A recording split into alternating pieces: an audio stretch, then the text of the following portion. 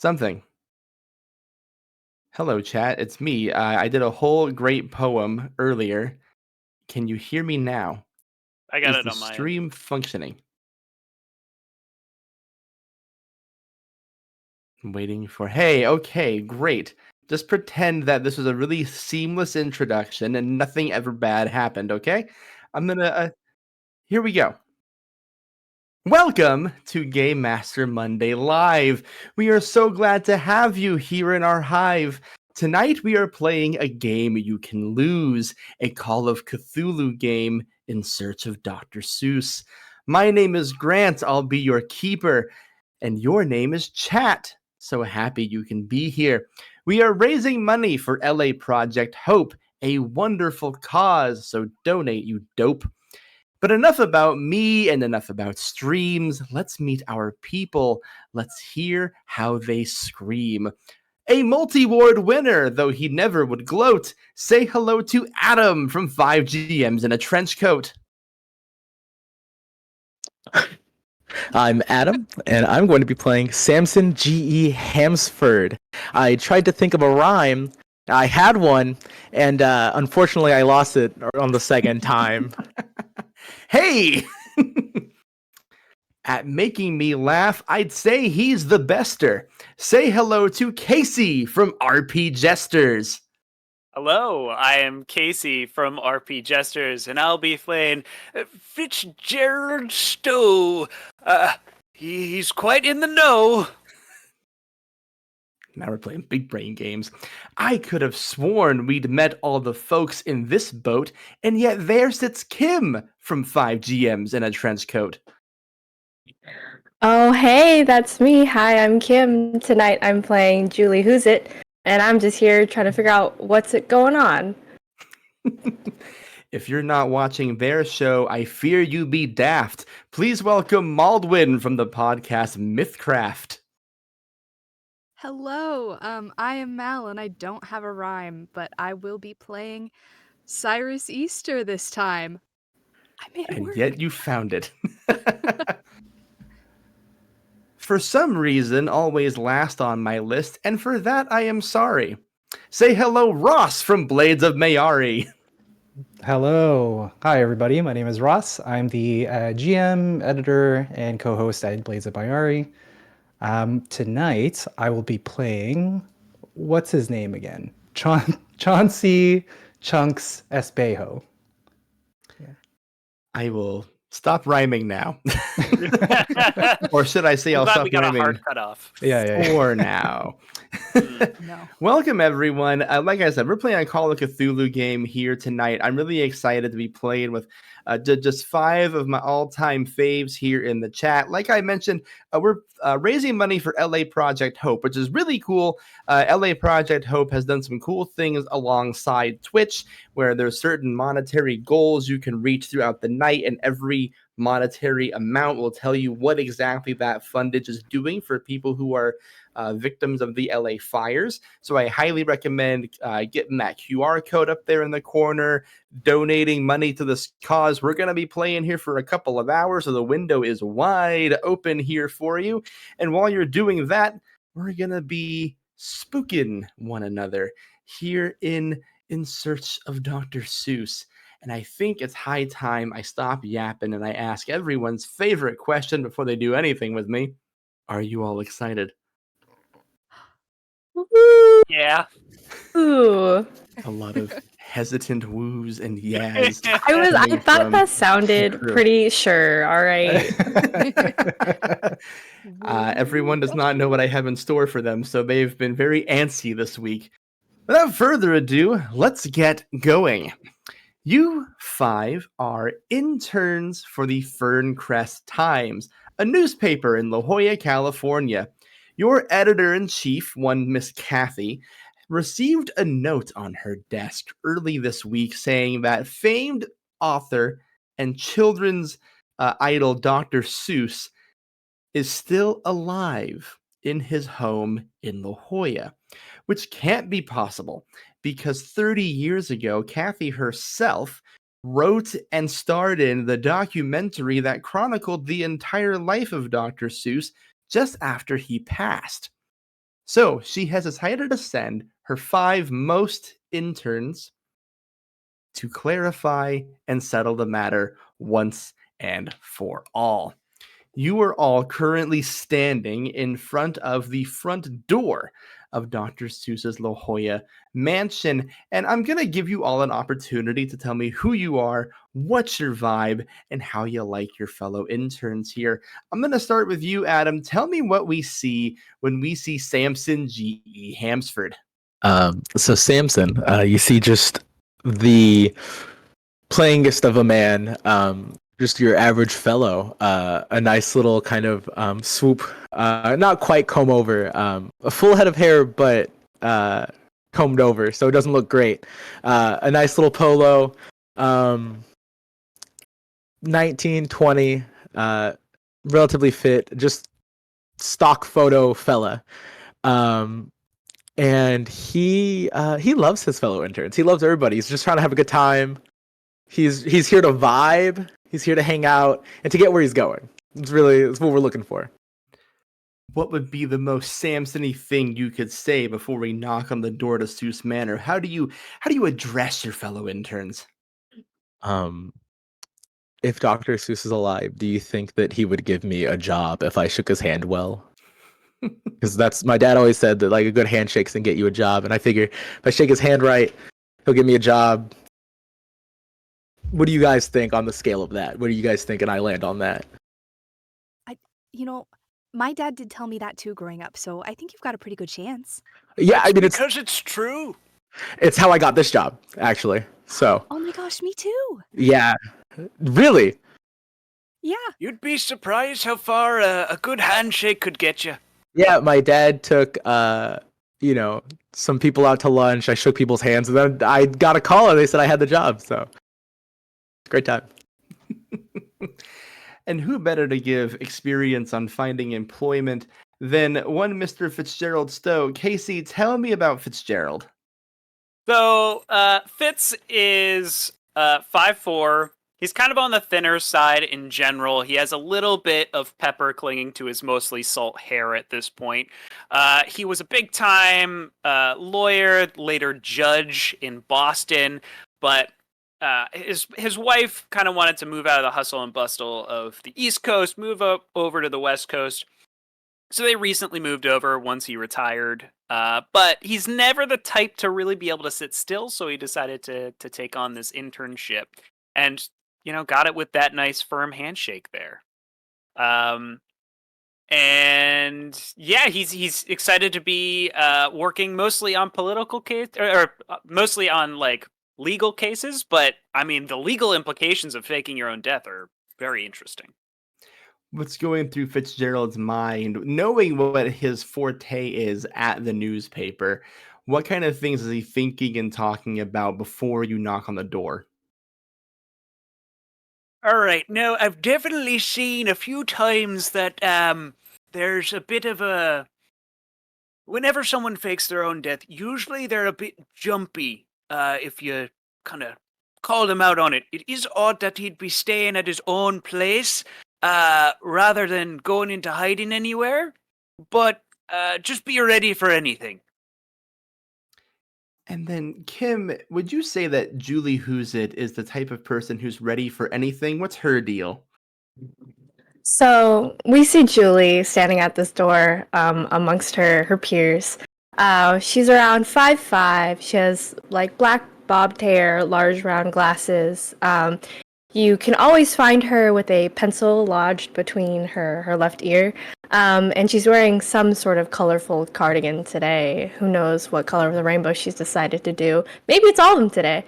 And I think she's kind of standing there, maybe a bit of a puzzled look on her face, given the nature of this story. I think trying to figure out the different outcomes in which might happen in this particular moment. And what sort of thing does she feel the need to mention or say to her fellow interns here before the knock on the door occurs? I think she has like her hand on her chin and is like, guys, What do you think we'll do if the Seuss is loose?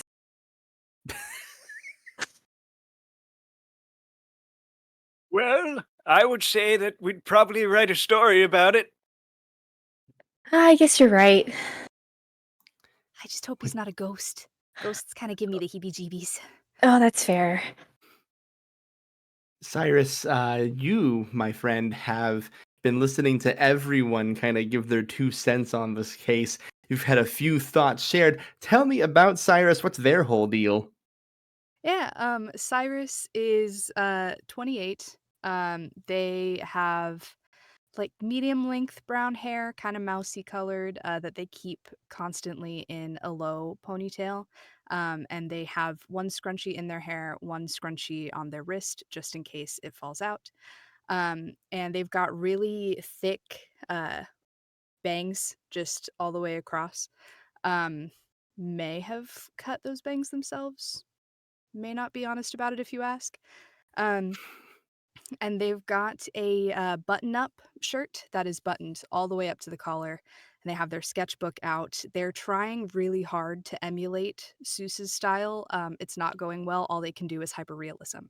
Um, they come from a family of interns, both their or not interns, oof, journalists. Come from a family of journalists. Both their parents were really successful journalists, and so they've been trying internships at different agencies. This is the first one that hired them. So kind of a little bit out of their depth, but they're doing their best and they just don't want to lose this internship because their parents are finally proud. I love the implication of a family of interns, though, for the record. I thought that was very good. Could have been. Cyrus, what does Dr. Seuss mean to you? What does getting to be able to work on this potential story mean for you? Oh gosh. Well, like I'm sure all of you, I did grow up getting Dr. Seuss's stories read to me by my parents as a kid, so I do tend to get details wrong when I try to remember them. Um, I don't know, they're good stories, they're really colorful. I like all the pictures. I've actually gone kayaking down here under his house before, but I've never been up in front of the front door, so this is kind of exciting. I grew up a little bit more with his political cartoons, but sure. Sick reference. I just got the Dr. Seuss Goes to War book, too. Anyway, that brings me over to Ross. Now, with Chunks, Chunks is I'm assuming looks very similar to your current vibe as you are now. And what does this mean for Chunks? What's Chunks' whole vibe? Yeah, no, Chunks is a 21-year-old intern along with everybody else. He's Filipino American, thinner build, but his really baggy clothes and always worn hoodie makes him look bigger than he actually is. He's wearing like a low slung backpack that's seems really heavy and full of stuff. And Chunks is he's kind of just here. The job is a means to an end for him. So he's kind of listening and being like, Seuss, okay. He's on his phone playing. There's a Pokemon Go stop nearby, so he's like swiping past. But when you kind of look to his phone, sometimes he would actually swipe over to a browser that has a program that's running on top of it, and it's actually the Seussville website, the Seussville.com, and he would swipe back to like other stuff that he's doing. The kind of guy that keeps to himself. What do you think about or even say just before the door gets knocked? He would say before the door gets knocked, just to double check, y'all. My glasses are recording. I'm trying to get video content. I'm trying to move the paper online. So if that's cool with everyone, just double checking. Y'all signed the consent forms, but There were consent forms? I guess Kathy signed it for you. All Okay, well, good. I trust Kathy's judgment, so I'm sure it's fine. Cool. Okay. And he like looks at his phone. He's checking his glasses, and he can see like a live stream of the what's from his glasses onto his phone. It's like great. It's looking good. Sure, sure. Yeah. And then the all-important question, who is the one who's going to knock on the door? I think Samson would. Samson has all of the confidence that he's never earned, and he walks up to it just like he's supposed to be there. He feels like he's meant to be there. A hearty knock, and then I think even wiggles the doorknob. Even gives the doorknob a nice little. Oh, I don't think. Okay. Oh no, they'll be coming. I'm sure. I just wanted to see if it was open. I figured it'd be easier. I do Definitely. believe legally it's probably best to knock instead of breaking and entering. Well, it's not. If it's unlocked, it's not breaking and entering. I don't think. A different kind of journalism. Just, I think. I do believe that just the lock being there makes it breaking and entering. But if it's unlocked, it's not there, right? I Because you got to suppose lock it's just it and entering. it goes in. As everyone's discussing the potential legalities, Chunks is actually like casing the joint. He's like trying to see, he's trying to see if there's cameras, trying to see if there's a security system. He's just kind of like looking at what they're gonna walk into. I'll even answer that question for you, Chunks. This is the Seuss La Jolla Manor. There's been no really monitor its activities since 1994, give or take. So it's a building that was built in the 70s, maintained for a while, and now it just kind of stands more of a museum, an idol built towards Dr. Seuss. And after a few minutes of knocking on the door and ringing the doorbell and casing the joint, trying to figure out what kind of security things we're dealing with, the door opens just a crack. And you see a man dressed in a butler's attire, classic black suit, black pants, the white button-up shirt, a very large red bow tie, and he's wearing a hat with a hand on top of it that has 5 fingers going like this. It reads Happy Fingers. And he just kind of pokes his head around and goes, yes? Hi, is Dr. Seuss home? Is Mr. Seuss? Is he on the loose? No. Dr. Right, Seuss like- has not been home in 30 years, son. I write kids' books. I try to write kids' books. And so, do you know how to? I didn't shake your hand, and I reached for his hand. Like, puts his hand up in the air like, oh, no touchy, please. Haha, we just met. Another aspiring auteur, I see. Well, thank you for visiting. The good doctor is not in, unfortunately, and I'm a mere butler. I can't really give any writing tips on how to capture a child's imagination. So if that's all, have a great day. I'm closing the door now. Actually, do believe foot in door. I do believe I actually do have a question. If you're a butler, who are you butling for? I maintain the home. Right, But for who? but a butler's in Doctor's charge of not the in. kitchen and dining room if the Clue movie serves my memory correctly. Oh, I'm not much for movies. Chunk's kids' looking around. books. He looks around. He's like, I have to pee, and he pushes Casey. He pushes your character in, and he kind of like stumbles in with you, and he's already like trying to look around to see if there's a bathroom. Sorry. Oh, I'm going to emergency. definitely make you roll for that one, Chief. Yeah. You get the inaugural roll of the game. I'd like you to Let's make do a it. strength roll. Cool. And this is How does Call of that work? Cthulhu. So for those who aren't familiar, this is a D100 system.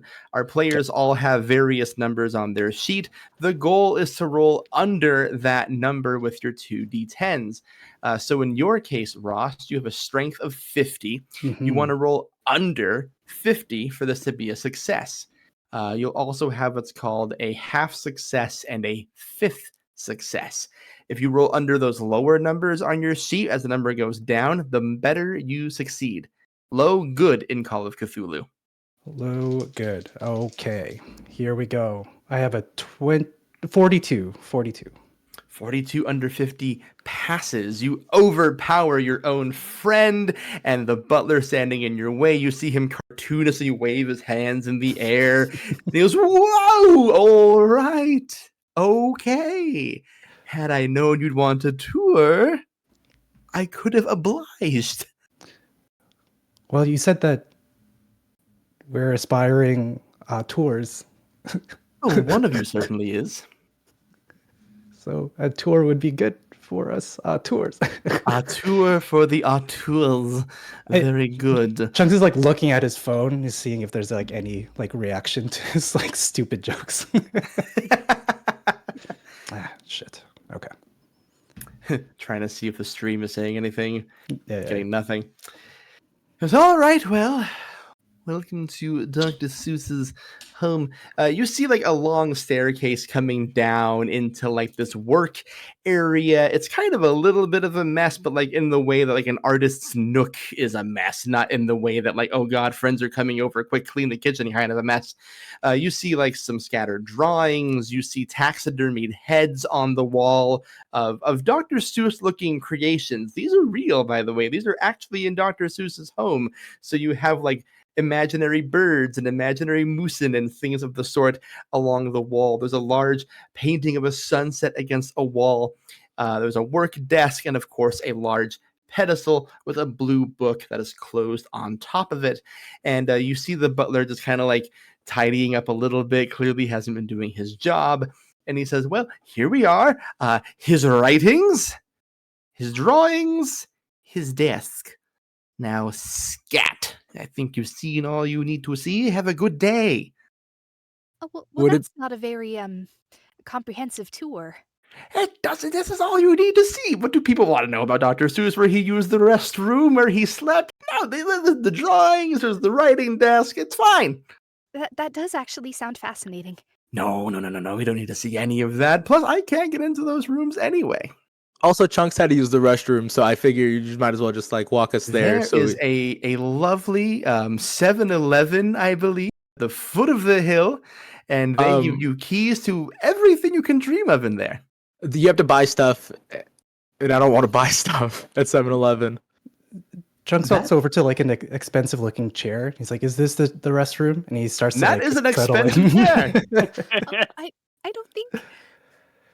Then maybe you can show us the bathroom, please. I can show you a very special room instead if you really want to learn more about Dr. Seuss. I can't guarantee a rest room, but perhaps you shan't need it once I show you what I have to show you. It's kind of like what is a that a search. threat? What does that mean for Chunks? Is the bathroom haunted? Is that why we can't see it? I do think Haunted? The bathroom network is haunted, by the No. way. This is the world of Dr. Seuss. Imagination abounds. You must think like a child when you are here. Maybe if there was something more exciting to do than use the bathroom, that could be fun. I don't When know I was if I want. Go ahead. When I was a child, I often saw ghosts in the bathroom. I thought so. I don't. Are you sure there's not ghosts? I am absolutely positive there are no ghosts in the Seuss Manor. When I was a child, I used to pee on expensive chairs. So please show me the bathroom. You are the most bizarre people I've ever met in this entire manor, and I've met some delightful freaks, let me tell you. Well, there is one book that Dr. Seuss never published or released for any kind of public consumption, and it's sitting right over there on top of that pedestal. Oh, that's perfect. I'm gonna Never walk over published. and pick it up and start thumbing through it. You know, like I've actually been working on a couple of See? books. Oh, Is goody. this great material? I'm looking through it, Grant. What am I saying? Well, I would That's what first you like you to make a library use check. Oh, okay. Ooh. I can use the library. That's a thing I can do actually. Mm-hmm. Okay, I got 40 flat. Under what? What's your number for library use? I can use. Oh, my library use is 40, so it ties with my highest. That's a success. That's the target we're looking for. So with a 40, you open the book and it begins to emit this blue, green, red, black, white, purple light that encapsulates and envelops all of you. You start spinning around in circles and circles, and you hear this kind of disjointed older voice say, I like nonsense. It wakes up the brain cells. Fantasy is a necessary ingredient in living. It's a way of looking at life through the wrong end of a telescope. And while you're all spinning through this void, I need everyone to make a sanity roll. Are we For the sure this uninitiated, isn't haunted? sanity is kind of like your health here in Call of Cthulhu. You are rolling your sanity number. And in my little one shot here, sanity works a little bit differently. Instead of rolling under your number, you want to roll over your number. Oh, fuck. good. Oh, I rolled no. way over. I thought I did good. Same. I thought I did great. Grant. So raise your hand if you rolled under for me. Okay. Wow, everyone except Cyrus. I rolled 88. Cyrus is built different, I guess. Cyrus is built My different, sanity not is their 50. first rodeo. No. For all of you, this means you're going to be taking sanity damage. Roll 1d10 for me.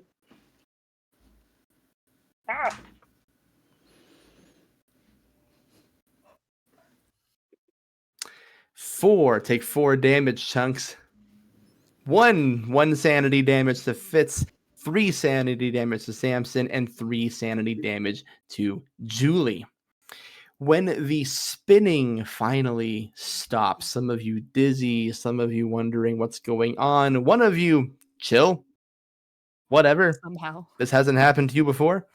You wake up in a deep jungle.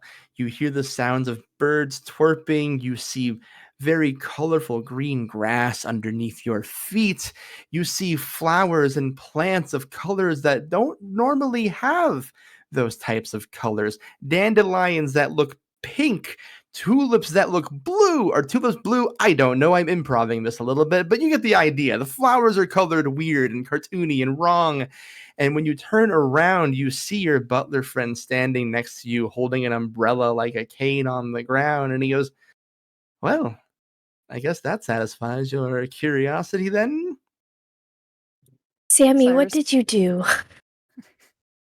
Cyrus pulls out their sketchbook and pulls a pen out of their fanny pack, and it's one of the multicolored little tabs, and it's just furiously scribbling. I knew I should have brought this pen today. I opened the book. I thought I was supposed to open the book. I mean, it did something. This is definitely still a story, right? Somebody write this down. And Oh, it's very literally a story, sir. Allow me to introduce myself. He kind of pulls his bow tie and it extends like a much bigger, more gaunt shape. The blacks of his suit have turned into fur. He's looking very tall. He unfurls his coat tails and they become one long cat tail. And of course, the piece de resistance, he pulls out a long striped hat, extends it to its full length, places it at the top of his head, and that mustache he's been twirling are now a pair of whiskers. And he goes, welcome to the world of Dr. Seuss, my friends. Can I ask a question? Why, certainly. One, cool cosplay. I love it. I could see that you put a lot of effort and it made at home. Bonus points. 2, when did you drug us? Was it like when we entered or was it when? Because you seem to be protecting something and now we're here. Oh, And all of my magic a mushrooms are very- fine. And he pulls out a little case and he's like reviewing his stuff. No, my stash is fine. So The last time I smoked, I had a panic attack. Did we smoke? No. Friends. You must approach life through a child's eye. Would I slip drugs to a child? Would I let a child smoke in the Seuss manner? No. You Are we merely- children? I order. look at myself. Point of order as well. You were wearing a hat that said Mr. Fingers on it, and somebody who calls themselves Mr. Fingers would drug a child. To be clear, my hat said Happy Fingers. even That's worse. Somehow worse. I don't think that's better. What makes them happy? Why are they happy? I don't Oh, do they think sing? Not answered. You're all thinking of things far too grown up. But since you seem to think I am protecting something, maybe you should meet someone who actually is protecting something. I just want to warn you, Now that you've had your insatiable curiosity satiated and you've opened the book and you want to learn more about the good doctor, etc., just know there's no turning back at this point. And he spins around, a whirlwind covers him entirely, and when the wind disperses, so does the cat in the hat. But behind that vortex, you see a little tree just kind of bending for all it's worth, refusing to snap. And inside of that tree, you see the back of a large pink elephant. Oh, I think I know this story. It's Horton the rhinoceros. I'm sorry. Are I- we sure we're not drugged? I thought This it was feels- Horton. Feels. It feels what? Just it feels like we could very well just still be in the manor, right? Would we? Well, like, I start would we feeling all be- around for walls in the air. Oh, sure. Why not? Why don't I just make you roll for it here? Oh, great. Fitz, if you could just make me a, let's see, you're trying to see if this room is real. Why don't you do a little psychoanalysis roll? Ooh, I actually have psychoanalysis. I like to give my players things they actually have. So, if anybody's watched RP Jesters before, I have terrible luck when rolling high roll games. That's going to be an 83 over 50. Outstanding. Whoa. As you're feeling around, you're touching the trees. I don't feel like the trees from back home. It kind of feels like touching watercolor or like a canvas that was drawn with pencil. But like it feels like actual things and like it's acting like flora and plant life. And you keep patting around, maybe absent-mindedly, maybe time in your mind gets away from you. And before you know it, you're kind of thwacking skin, thick, leathery skin, perhaps that of an elephant. This is And just a bookshelf with a bunch of leather-bound books. That's all it is. And as that thought occurs to you, he turns around all the way. And if you're familiar with Dr. Seuss's story, Horton the elephant, a very gentle, very benign, very giving creature, but something seems off about him right now. He has furrowed eyebrows, dark under eyes, and this look that only comes through an elephant's face if it feels threatened or its family is in danger. And you hear a voice in all of your heads say, Horton the elephant, with hate in his eyes, turns his temper to you, you five foolish guys. From atop his throne nest, he holds his head high and he throws out his chest. He looks at you interns and speaks in a voice so dreadful to hear. If you value your life, you'll turn back in fear. I said what I said, and I meant what I meant. An elephant's faithful 100%. And he descends from the tree. He starts revving up his front legs like he's a damn bull. And I need everyone to make a decision here. This is Horton the elephant, and he appears ready to charge. You can make two possible rolls here for me. You can choose to make a dodge roll, which is a dexterity roll that you're trying to get under about like half of it, give or take. Or you can propose an alternative option. Maybe you want to fight the elephant. Maybe there's another thing you want to propose doing. I'm not too picky, but time is short. And we're gonna go in alphabetical Twitch order here. So we're gonna start with Adam. What would Samson like to do in the face of an angry elephant? Can Samson try to charm the angry elephant? I'm so sorry. My dog had the zoomies. What did you say? Can Samson try to charm the angry elephant? Charm the angry elephant? Samson's words have always. Everyone listens to what Samson has to say. That's the life that Samson lives. So. You can certainly try. All right. Do you want me to try right now, or are we letting Yeah, make a everyone charm pick roll. that? Oh my goodness. You're stepping up first to riz the elephant. I got a 70 exactly, and my charm is a 70. Wow. Okay, what do you say to him? I don't want to fight. I don't want to fuss. Please, Mr. Elephant, you gave me a fright. I might just cuss. Stop. Stop. Stop. At the end of it, stop. Please. Stop. And he's making that face real time as he's really trying to rhyme. He's like, this.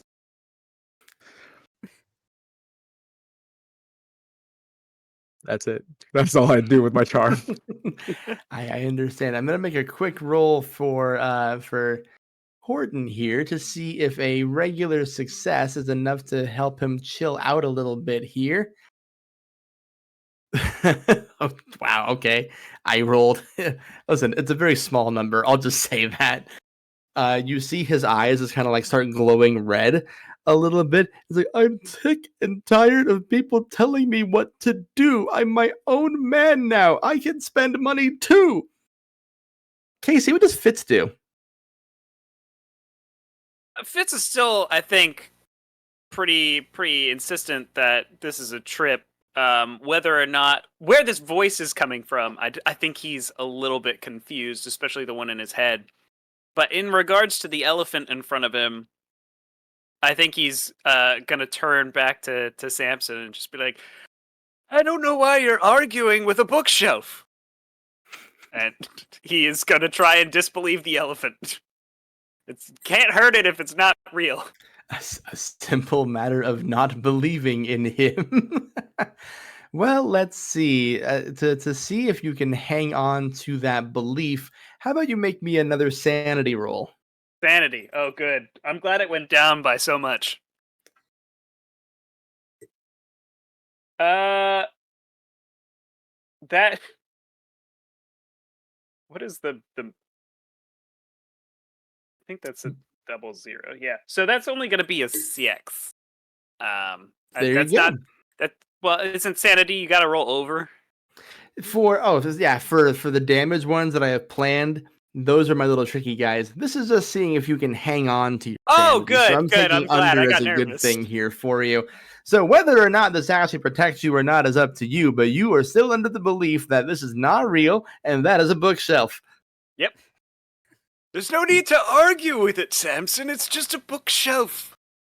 A very big bookshelf with very big books. And he's like wrapping his hand around the leg at this point. Well, elephants are like the third smartest animal. It goes dolphins, humans, elephants. I figure if we could talk it out. Did you call it a bookshelf? Because it is, yes. Julie Sampson's trying to charm the elephant. Fitzgerald is certain it's a bookshelf. What does Julie do? I think first instinct, seeing that this elephant looks like it's about to charge us, I think Julie throws up her hands and is like, "Wait!" And I want to try to persuade Horton here. Okay, I like the creativity everyone's trying. Go ahead and make a persuade roll. Okay, let me make a persuade roll, and then I have a little thing I want to say. Okay, I got a 46, and my persuade is 50. That's a success. Making a roll for Horton. Pfft, yeah, okay. What do you say to him? Okay, Julie's like, "Wait! I'm sorry for my friend Fitz for getting your trunk all up in a twist. He didn't realize that was your behind. Can we start over? Press rewind?" You see like a twinge, a twinkle of a softening in Horton's eye, still staring you down, open to consideration. But I do want to see what our other two interns do here first to see if they can land the plane, if you will, seal the deal, which will bring me to Cyrus. Oh, I knew it was Horton the elephant. I always get that part wrong. Okay, well, I know that elephants are scared of mice, so I will pull out my sketchbook and draw a hyper-realistic mouse real quick and put it on the ground in front of Horton. And I gave myself an animal facts skill. I'd like to roll that. Sure. Yeah, let's go for it. An animal fact skill to see if we can get a realistic mouse. I rolled a 12 and my skill score is 40. That is a hard success because you rolled under 20. And now we'll check for Horton to see how he does. Wow, I'm just rolling like garbage for him now. So you pulled up the realistic mouse. Yeah, there's just something to it, like a base natural instinct inside of Horton the elephant, who was already like, had someone be really nice to him and like beg for it to start over. Then the mouse thing happened, so he kind of like is starting to reel back a little bit. Chunks, what do you do? Chunks jumps out of the way.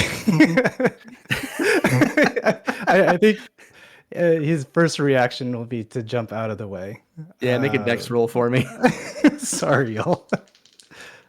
Okay, let's see. Someone had to do it. So I my dex is 25. Mm-hmm. So that is 60. Oh, even Yeah, okay. with So the you fail.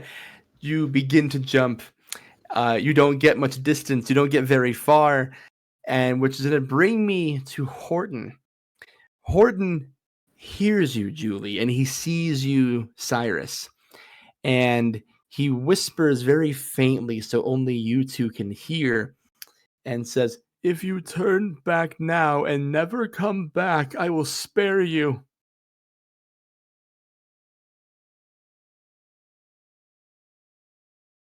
Cyrus turns to Julie. Is there a back that we can go? I don't even know how we got here. I think we just start walking and figure it out. Flee into the jungle. Oh, okay, he gave us a That sounds direction. That's incredibly better. safe. Oh yeah, for sure. We know how to do that. I'm just gonna start like nudging everyone and like doing that thing where it's like, we're going this way. We're gonna start walking this way. Here we go. Walking. We're Into the going jungle. into the jungle, and I'm gonna try to nudge everyone into the jungle. While you're nudging, Horton directs his attention to the boys TM over here. And I'm going to make a roll here. Just have to remember what I'm using. That's right. Okay. Chunks is on the ground. I imagine he'd be the best target. Chunks at is, this in point. fact, on the ground. And with a charging elephant, this is a 1d6 plus 4 attack. And since only one person tried to dodge, and the other two people had their actions rebuffed, if you will. Well, actually, with the exception of Fitz, who was just merely hanging on to an incorrect notion, but it's keeping him sane, so who Oh, cares? he'll learn. It's He'll fine. learn. You all will take, good gravy, 7 hit points of damage, Lord. which isn't a lot. Which is a lot in Call of Cthulhu. You certainly couldn't take that hit twice. Nope. This is about what it's like to actually be attacked by an elephant. So I'm talking trunks. I'm talking, what do elephants have? Feet? I almost said hooves. Mhm. Feet. I'm talking tusks, just coming at you left and right. And at the very end of it, a huge trunk just swiping and smacking the three of you into the air. Julie and Cyrus, you see them kind of like Team Rocket style blast off into the distance. And you are reminded of the earlier charge to go deeper into the jungle. I feel like we should follow them. Yeah, as we're blasting Absolutely. off, Chunk says, "Make sure to donate to LA Project Ho." Falls into the jungle. And folks, thank you for donating to LA Project Hope. I've checked on the stream. We've already raised $71 here tonight, which is great.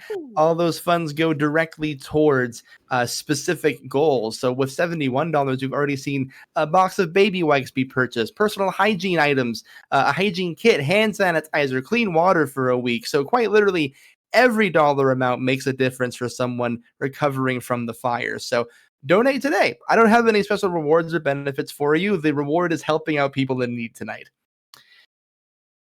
While you're all blasting off, I'm going to go back to Julie and Cyrus.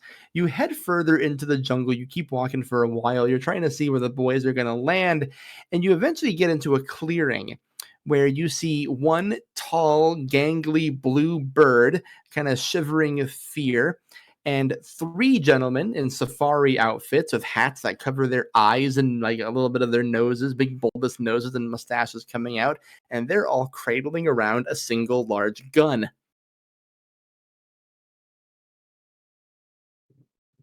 Um, Did you run into Horton as well? Horton, where? You saw Horton? He's back that way. He's not following, I don't think. But something You're sure? yeah. seems wrong with him. You think?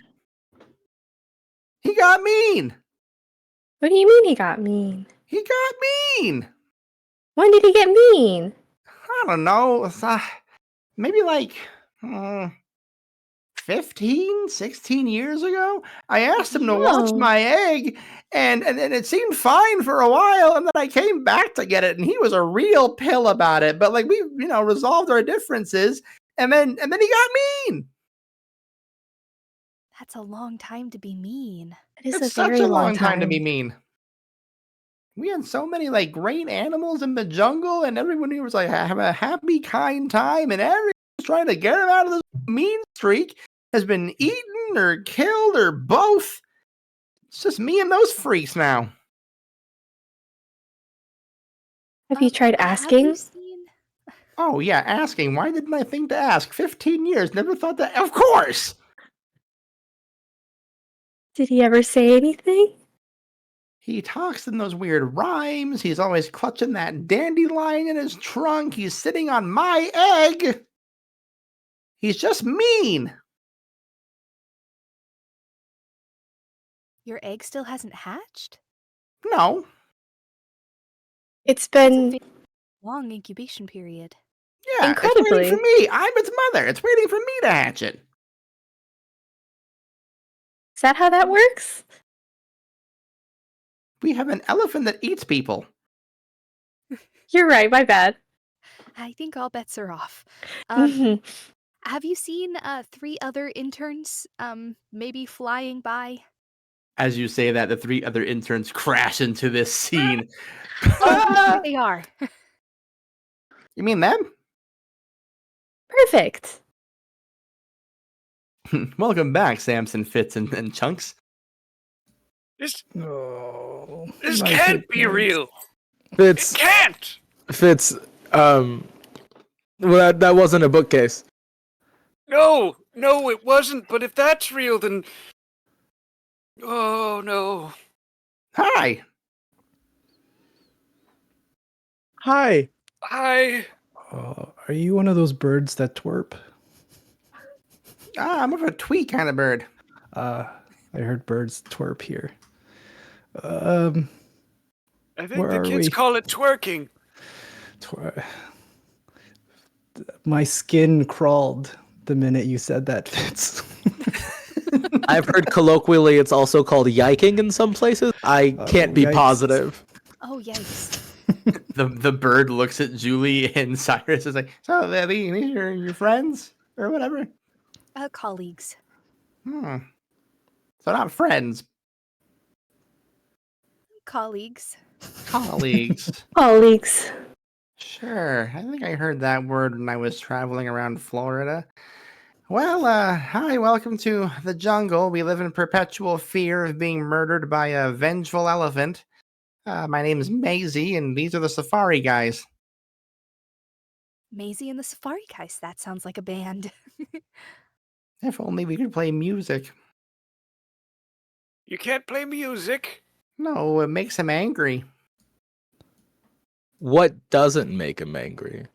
Nothing. I don't know. He used to be really cool and really nice, and you could ask him for favors, and you could like take advantage and just ask him to do whatever you want. But now he's mean.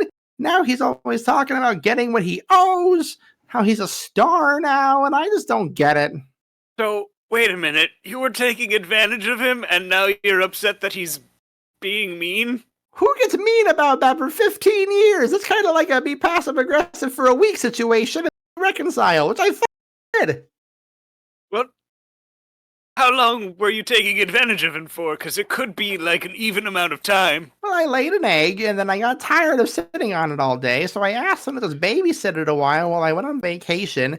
And then, like, a few seasons passed, and I came back eventually, and then he was like a little like about it, but I got the egg back, and then they got me. But you didn't have on paper anywhere how long you were going to be away for. We're in a jungle. How I went to many? the Alright, circus. there's plenty of Ooh. trees to make paper. Like, holds up her feathers. With what? Fair point. I kind of agree with the bird. If you didn't set the initial boundary about how long you were gonna watch, I get Horton's frustrated, but overall, like it's kind of on him agreeing with no I real don't think- deadline. I don't think it's about the egg anymore. I just think there's something rotten inside him now. Like, he's not the same Horton. Did anything change when he changed? Did a weird felt- anthropomorphic cat show up?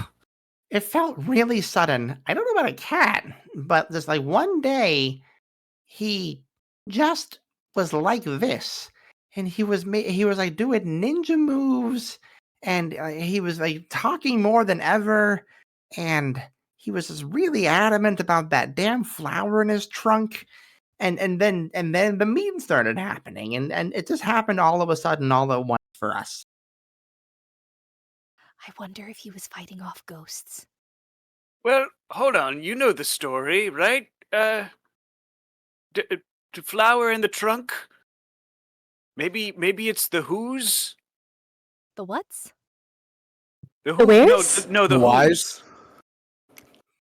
Oh no, you mean the hows. We did. I mean, they do have houses. No. All right. Well, what about the Who's? It's just maybe the Who's are making him go crazy. I don't know. Well, who's making him go crazy? Exactly.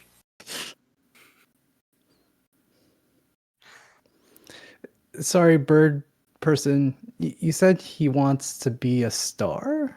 What? He says he is one. He is one. A ninja star. Yeah, I don't know. He got weird. Wait. He got Wait. If he thinks he's a star, we could interview him. Maybe that'll get him to calm down. We could break his story. Exactly. That's brilliant. Yeah. Actually, so Chunks checks to see if he's still live streaming. Does he get You are internet not. here? Nope. No. Ooh. Okay. Give me a second. And he takes out his phone and he starts to like fiddle around. You can see it's like actually just full of different applications that keeps switching back and forth from. I will And- say, when you're switching between apps, Yeah. anything developed post 2008 would not be accessible on your phone anymore. I think he's going to try to essentially hack a way to get live streaming from his glasses to his phone, rather than like leveraging Bluetooth or something, rather than a stream, just so it looks like they're interviewing him live, essentially. Sure. To rig that, I'm going to have you make a computer use check, but I would like this to be a hard success. So that would mean I would You need need to roll under a to- 35. I need to roll under a 35. Got it. Yes, that little second number there, Got it, that's your hard got it. success number. No problem. Here it is, 35. Cool. 20? That works. 20. Yeah, that works. That works. Okay. I will say this then. You are able to rig up your glasses to make it appear as if you are filming. Doesn't mean you will be, but it will appear so. So if I can't talk to this guy, he'll kill me. So but I can stream it kind of. So if somebody wants to interview him, it can make it look like he's actually online. I can draw sketches for the story. I mean, I can try and interview him. Now that I know he's real, maybe he won't be as pissed at me. Okay. And then maybe one of us can try and figure out what that flower is while he's distracted, maybe. I think that sounds like a good idea. Can I be clear? I don't. I think you're gonna die. Like, straight up. I'm very hurt. Well, I'm sorry. Listen, a lot of us have tried talking to him, calming him down, playing music, giving him shoulder rub. We've tried everything, and I'm the only jungle animal alive. So I'm just saying, through personal experience, it hasn't traditionally worked. I wish you the best. Those guys have a gun. If you die here, do you leave the book? What book? You're right. I don't think we should tell them. Can That makes anyone use that gun? no. We've been wanting to use it, but we've been really scared because the three of us aren't very strong, and it takes the three of us to even hold the gun, let alone fire it. So we've been really hesitant because if we mess it up, then he could eat one of us. The elephant is eating you? Eats you? He's yeah, the eating some elephant does people. eat Yeah, people. definitely been eating people. Copy. Never mind. Somebody else should interview the elephant. I guess alternatively, we can just walk away. And Try go and find a way where? out We of have here. no leads. I don't know. Our only lead is the elephant. That we're gonna kill or try to kill. Who What said did you anything do? about that? We were talking about a gun. I got confused. Yeah. We have a gun, is all we're saying, and we're chicken to use it. I think that should be a last resort option. Okay. Sure. It takes the three of you to hold it. That's a lot of people. Yeah, well, listen, I said earlier it's your funeral, but truly we have not been able to have those. So like it's your life. You do with it what you want. Is there somewhere else to go, Bird? First of all, my name's Maisie. I told you this. And I second don't of think all, the I three mean, of us Oh, were the here. sky. We were We falling just from the got out. sky. yeah, when you were here, all right, whatever. It was like This is this the from this is over the most there. living creatures I've seen in one sitting in a while, okay? My social graces are diminishing, and they were great to begin with. So it's a jungle. You can go anywhere in the jungle, and I found this grotto to be the safest. Too far from that tree that everyone who's tried to reason with him gets killed. That's all I'm saying. Maybe we go the other way, guys. Here's a thought. And huddle up, everyone. Oh, sure. I'll be over here, I guess. If we're in a book, right? All we got to do is get to the next page. So we just go to the end of the forest and lift up the page, maybe. Are you saying we just have to keep walking? Sinbad ass plan. That's What? that Weren't you sounds the one- great. Weren't you the one saying that Horton is a bookcase just a moment ago? Yeah, and now you're that saying was we can before lift up the bookcase world? kicked my ass. Okay. I think we're fully in storybook mode now. Wait, if this is a book, I wonder if we could draw new things or maybe erase something. That's I'm gonna brilliant. try to draw on something next to me. Okay. Let me check your sheet here. I don't know if you do I an don't art have arts skill. and crafts. What gave myself what are a you trying sketch to make? Maybe Chunks can help. I'm just gonna scribble. I just want to scribble and see if it even works. Maybe I'll draw like a butterfly. What's your arts and crafts number? Oh, it's nothing. I don't have You one. you don't have it. Oh, I see. Okay, arts I and didn't craft think did this not far mark it, when I built this character. and the not having it skill set. Okay, if you Yes. roll a 1, it works. Okay. I'm beginning to think I should have done arts and crafts instead of fighting. You never know. I don't think a 74 is a 1.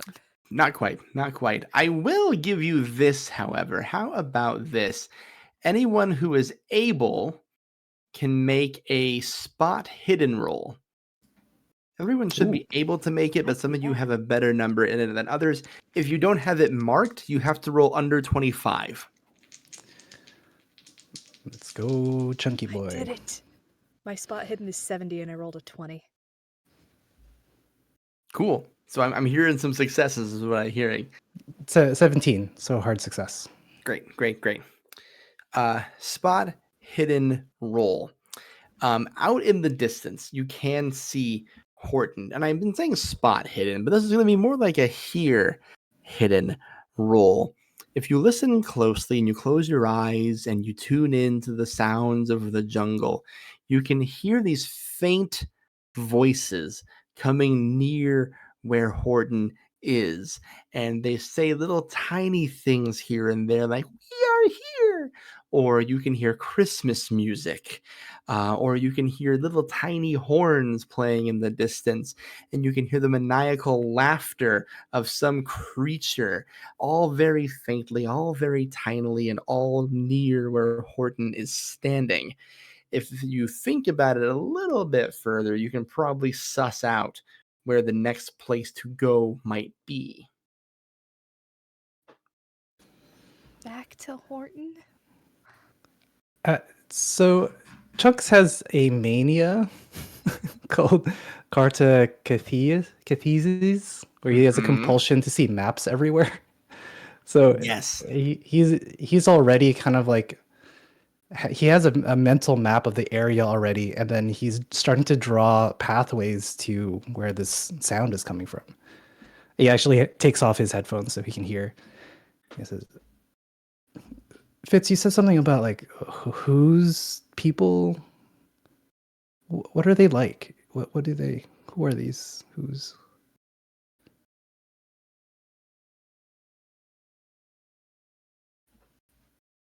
Casey, do you They read like it? Christmas a lot. Christmas. I hear Christmas music coming from that direction.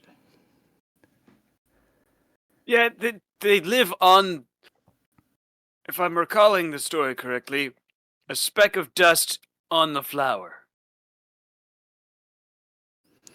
Okay, but sorry, out of character. Grant, you said it's nearby, or is it like? Can Chunks kind of like zero it the in? flower. If you're It's the flower? using your Okay, got it. compulsion to see maps everywhere, if you're like zeroing in on the sound and like drawing it out, it goes back Yeah. to Horton and in his trunk. Got it. Yeah. Okay.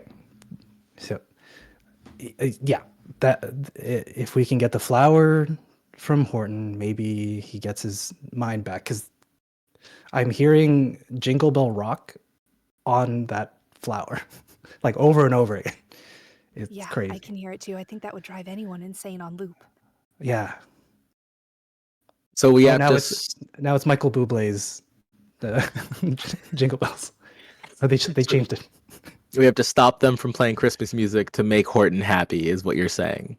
I think we just get the flower away from him. I wonder if they'd play Thanksgiving music instead. What's Thanksgiving music? I was just about to ask. Technically, Jingle Bells. Well, I was under the impression that there wasn't any, so maybe it would buy us A some weird time to get thing Grant knows. Jingle Bells originally supposed to be written about Thanksgiving. It doesn't say anything Christmas in it. It's about going home to see your family for the holidays, i.e. Thanksgiving. But because we kept pushing back the Christmas sales into November, it got co-opted and eaten by the Christmas holiday and lumped into it. So it's now a Christmas song. But isn't it talking about riding on a sleigh? Yeah, it snows in November. Snows in November. Not frequently back then. I think back then more. You know, one way to use your money instead of going to Black Friday sales is to donate to LA Project Hope. To LA Project Hope. Please Folks, do what you can. Yes, so the music's coming from that. Maybe we can still do the whole interview thing and somebody can sneak and get that. Okay, what Flower? if we do the whole interview thing, we try to convince him to give us his autograph. Maybe he'll put down the flower and someone can grab it. That's a good idea. It's an idea. I don't have a better one. Well, then I'm going to ask the question, who is the interviewer and or who is the flower grabber? I'm probably going to be better at interviewing than flower grabbing, to be honest, but if anybody else wants to jump on that jive. I don't know. I can't imagine the last time you grabbed a flower, Fitz. So I definitely think you should be. I'm sorry. I give my wife flowers all the time. She's alive. Thank you very much. Oh my goodness. Why did you think she was dead? You're ancient, man. I'm only 80. Yeah, that's 60 years older than I am. That's 60 more years of picking flower experience than you. He does have a point there. So you're getting the flower because you have the most flower picking experience. Sounds Now good, I'm Fitz. picking the flower.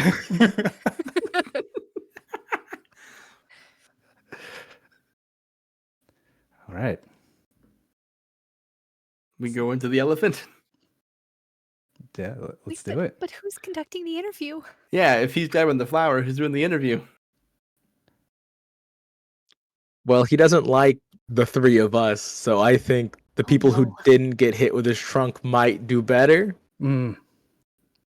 Oh, I can do my Love the best, but logic. I can't promise I I'll be do very have a good. pen. How about we both do it? Okay. 2 people are better than 1. All right, Let's do it. that's what we'll do. Historically, yes. So you come up back to the tree where Horton the elephant sits upon an egg, which you now know has been incubating for 15 years. And he is sitting with his back turned to you, of course. So this is going to be not only a matter of getting his attention, but conducting the interview. And the best ability any interviewer could possibly have is the ability to listen. So when you get his attention, I'd like you to make listen rolls for me. Okay. I think that I'll walk up with Cyrus. Oh gosh. And I think I'll just be like at the bottom and like be like, Mr. Horton, Turns all the way around. we have some questions for you. Didn't I tell you to never come back? Yes, That was but before we heard you were a star. You're just so wonderful and amazing, and we'd love to learn more about you. Oh, well, I mean, I am watching this egg like I said I would, and I guess I am pretty important.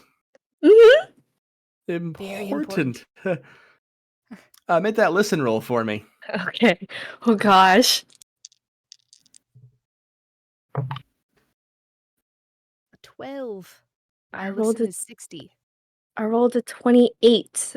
My listen is also 60. Both of you got hard successes. Cyrus got an extreme success by rolling a 12. Nice. That went off without a hitch. Horton, kind of takes his little trunk and he fixes his little dingly little elephant hairs that they all have up there, parts it a little bit. It's like, well, some people could call me a hero for what I'm doing, but I just think I'm doing the right thing, I'm just trying to watch out for the little guy. Watching out for a little guy. The little guy. Yeah, Big quotes around it. While they're writing their big notes, Horton fully distracted. And even with Cyrus's extreme success, I'm going to give you a little bit of this isn't a strict Call of Cthulhu mechanic, but fucking whatever. I'm the game master. I need you to make me. Let's see, what can I give for you here?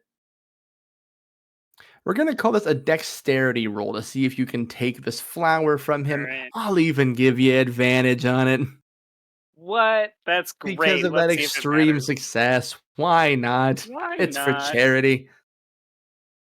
Okay, already a success, but let's see if it's better. No, the second one was much worse. That's going to be a 47 under 60. We'll take a success. Horton just keeps going on and on about like, yeah, it takes a special kind of person to sit on an egg that you're not supposed to be on for 15 years. I used to have a really good friend, but we didn't end on great terms. So, and even in spite of all that, here I am nesting the egg, and I hear these little voices and this little what the, and you are holding the flower, Fitz, And running away. and Horton just keeps yapping and yapping away, and then he finally looks up and realizes everyone's gone. He can't even see them anymore, and he goes, "Uh-oh, this isn't good. I think I fucked up." And you are all now surrounding the flower. You're taking a good hard look at it, and as you look closer and closer at it, it feels like your eyes are zooming in like little microscopes until you start seeing inside of the dandelion. You keep going further and further in. It doesn't feel like you're moving at all, but somehow you're just transporting through this flower. You catch wind of a single snowflake. You grab a hold of it. You fall through the sky gently, delicately, until you land in the center of an ornate little town with a giant Christmas tree in the center of it, and a banner hangs above you in a large arch saying, "Welcome to Whoville." How the fuck did we get here? Should be Damn more it. like, welcome to What'sville, am I right? Welcome to Waresville, more like. Guys, I feel like I saw a macaw. What? Where? On the Is way it- in. Is that all I How? want for Christmas is you? Honey, I'm No, hearing is it not Santa the baby. place? Santa Santa baby. baby, yeah. I'm Not Santa hearing. buddy. I'm hearing you're a mean one. Mr. Grinch. Who said Grinch? And like a man wearing a large dash with the word mayor on it runs up to you and says, "Do not talk about the Grinch. What are you doing?"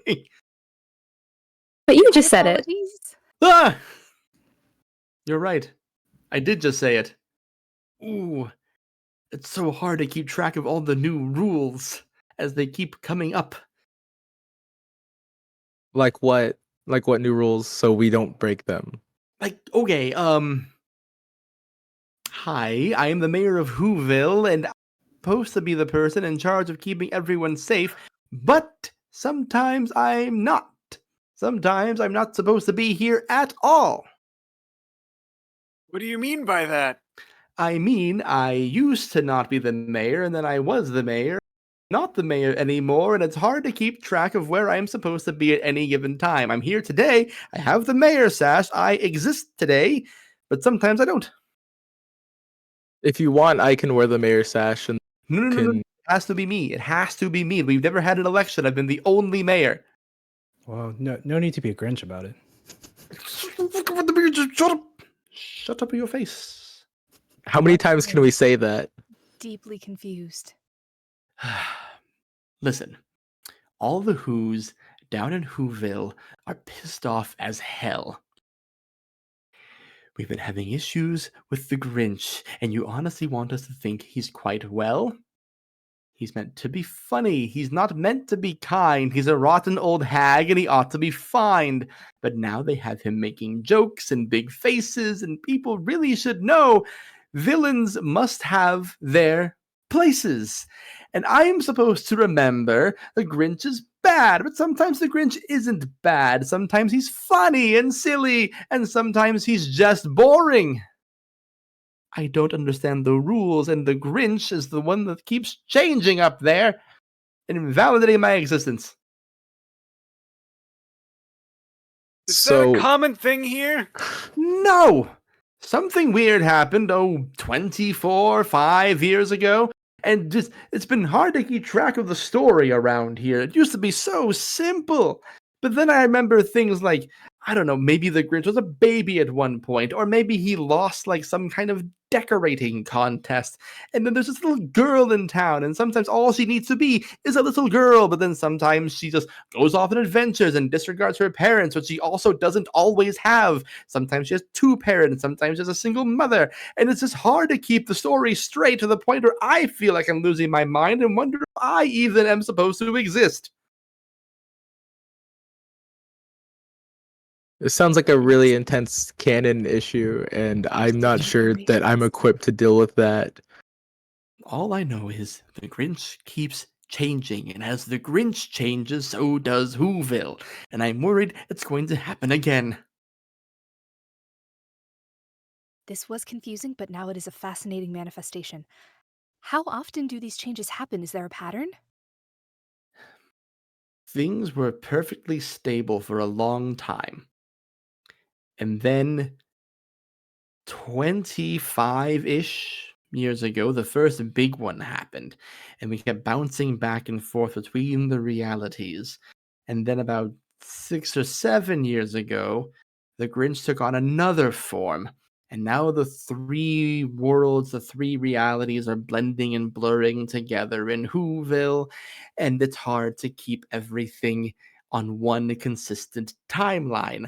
I will literally fade in and out of existence. That is worrisome. What about Max, the dog? Yeah, he's always around. Every time? Weirdly, one of the most consistent parts of the universe. Okay, that's good news. So Max the dog is consistent. Sometimes the Grinch is funny, Mm-hmm. but According to sometimes some, just kind of obnoxious. he eats glass. Sometimes he eats glass. Sometimes he's completely nude. Sometimes he wears a scarf. Isn't I thought you just were wearing going a to say he ate something else. I mean, he was always eating strange things in every incarnation. Song about it. And the song adjusts in quality constantly too, just for the record. I was If going you to had- ask if the song is the same. Song words are the same. Sometimes song performance is good, and then sometimes it's bad, and then sometimes it's boring. Do you have a preference? I don't even know which one's the real one. How can I have a Probably preference? anyone he. Sorry, I was just gonna say probably anyone he exists in. I feel like this is all real right now. Everything is real and nothing is real. It's so hard to keep the Who's Down and Whoville organized. Sounds like we might need to go and check on the green one and sort everything out. Maybe We have to make him stay as one Grinch, right? Sure. Just one of them. Sure. Why not? Do you want that? You seem like you want that, but when I've offered, now it seems like you don't want that. Listen. I am the mayor of Whoville. I should have the most authority and autonomy here, and I feel like I have the least. I feel like at one point I was the villain of this story, which is insane because there's a Grinch up there. Well, you And did say he you weren't literally ruins elected. Christmas.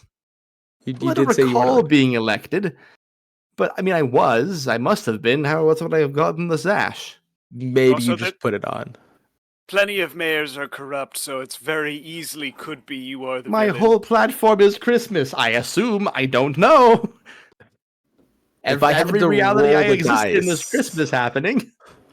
If I had to roll the dice, the closer we get to the most recent you're more evil. He like sits on the ground. I don't know. I don't know what I'm supposed to be. Me either. I want to write kids' books, but I'm here. We're chasing a story. I guess Dr. Seuss is alive. We haven't seen him yet. I don't know where he's supposed to be. Who is that? What's a Dr. Seuss? He's a fella who writes kids' books, and I want to ask him for a job. Are you hiring? You're a mayor. You must. I mean, Do you know any authors? Autors? We have Dr. Hoos. Who's He writes that? books. The He's dog who bark. writes books. We have a dog. Max? It's Max. No, a different dog. Oh, a different one. A Damn. different dog. It is funny that Max is kind of an axis to all of these worlds. That he's constant. A Maxis. Need a dog. Sorry, Mayor. We're just trying to. We kind of stumbled into this, and Hey, you and me both. You Yeah. and me both. Listen, you are welcome here in Whoville. We welcome guests. It might be nice to have 5 people who aren't subject to the whims of a changing green demon. Of course, you can also go confront him yourself. I can't promise I'll be here either way. Depends on his mood, I suppose. But you are free to explore as you wish.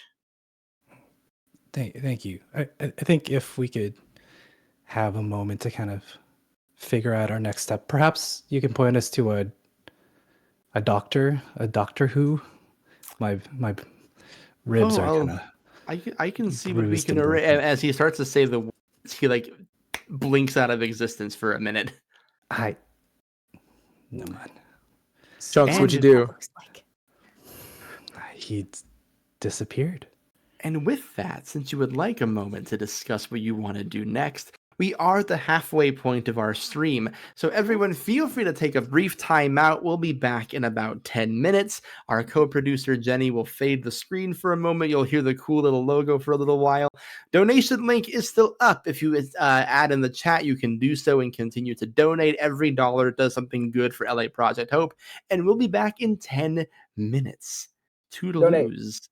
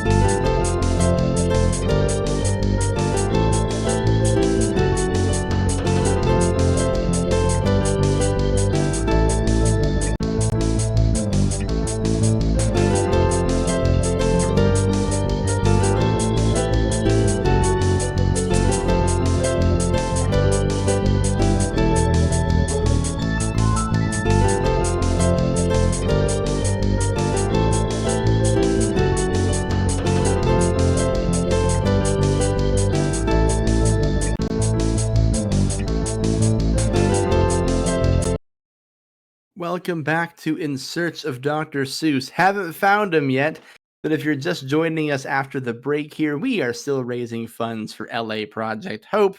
We have a goal of $100 here tonight. We've hit 71 of that so far. Would love to see more fundage going to help the victims of the LA fires. So be sure to donate and donate generously and often. Literally every dollar counts, and you can see how your dollar counts as you donate on this particular stream. And yeah, just do it. So I said so. I'll find you. Let's get back to our investigative journalist interns here. After a very bizarre conversation with a man who claims to be the mayor of Whoville, you have decided to ascend the mountain, Mount Crumpet, where the Grinch is said to live. He, of course, sits at the very top of that hill, looming over Whoville, judging them festivities and their merriment. As you ascend this mountain, I will give you the chance to discuss as a team here. This is the Grinch. Apparently, he keeps changing. What's your strategy heading up this thing?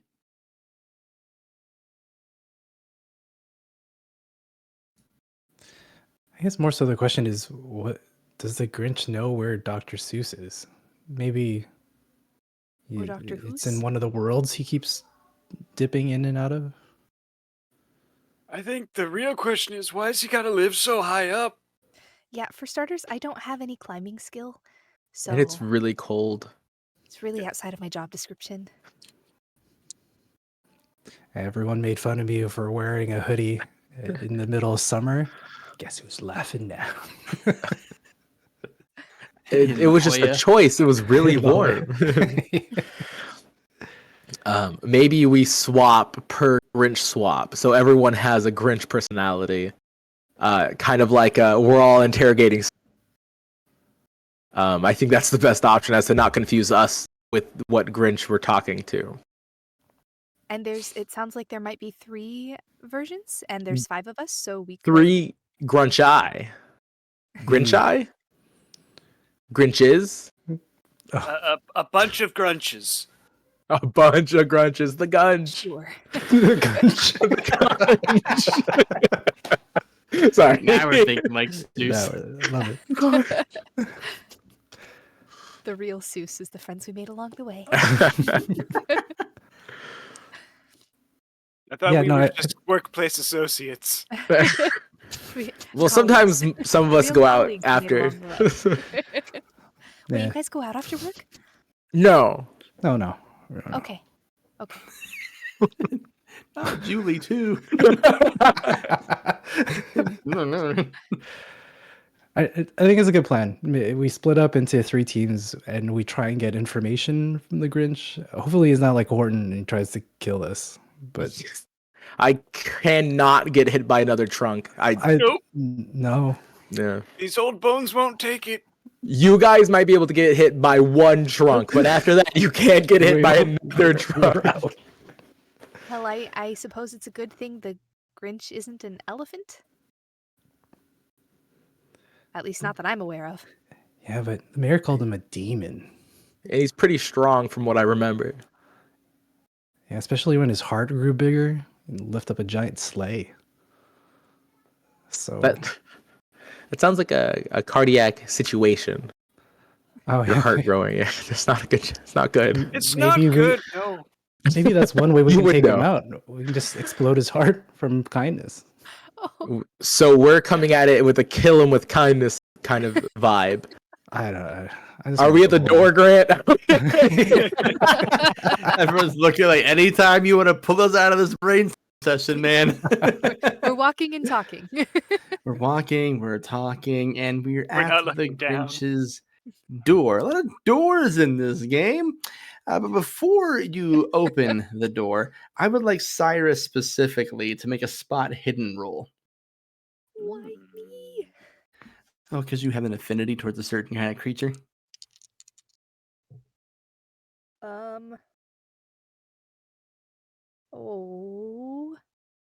Oh, I'm okay. It's a 64 under 70.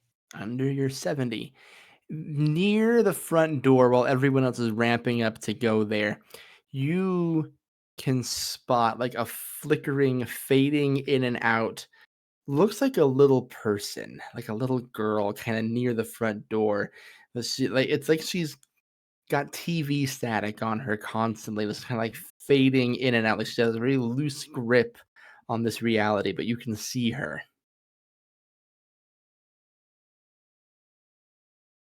Susan? No, that's not it. Stephanie? No, that's not it either. We're doing It's S not names. Kathy. Sally, Samantha, It's, Savannah. Cynthia? That's not an S. We're doing C's now. Kara, Cameron, Cammy. The rest of you can see Cyrus pointing and trying to figure out this person's name. It becomes very apparent they do see something, and now you can too. Oh, Really windy up here. Windy. Woohoo. no, that's DuckTales.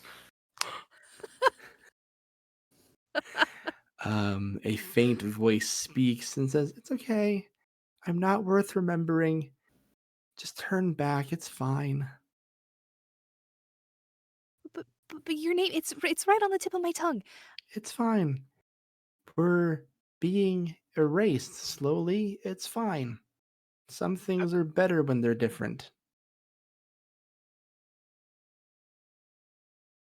Those two things are not necessarily mutually exclusive. Things change, people change, stories change, and you have to let go of the old ones.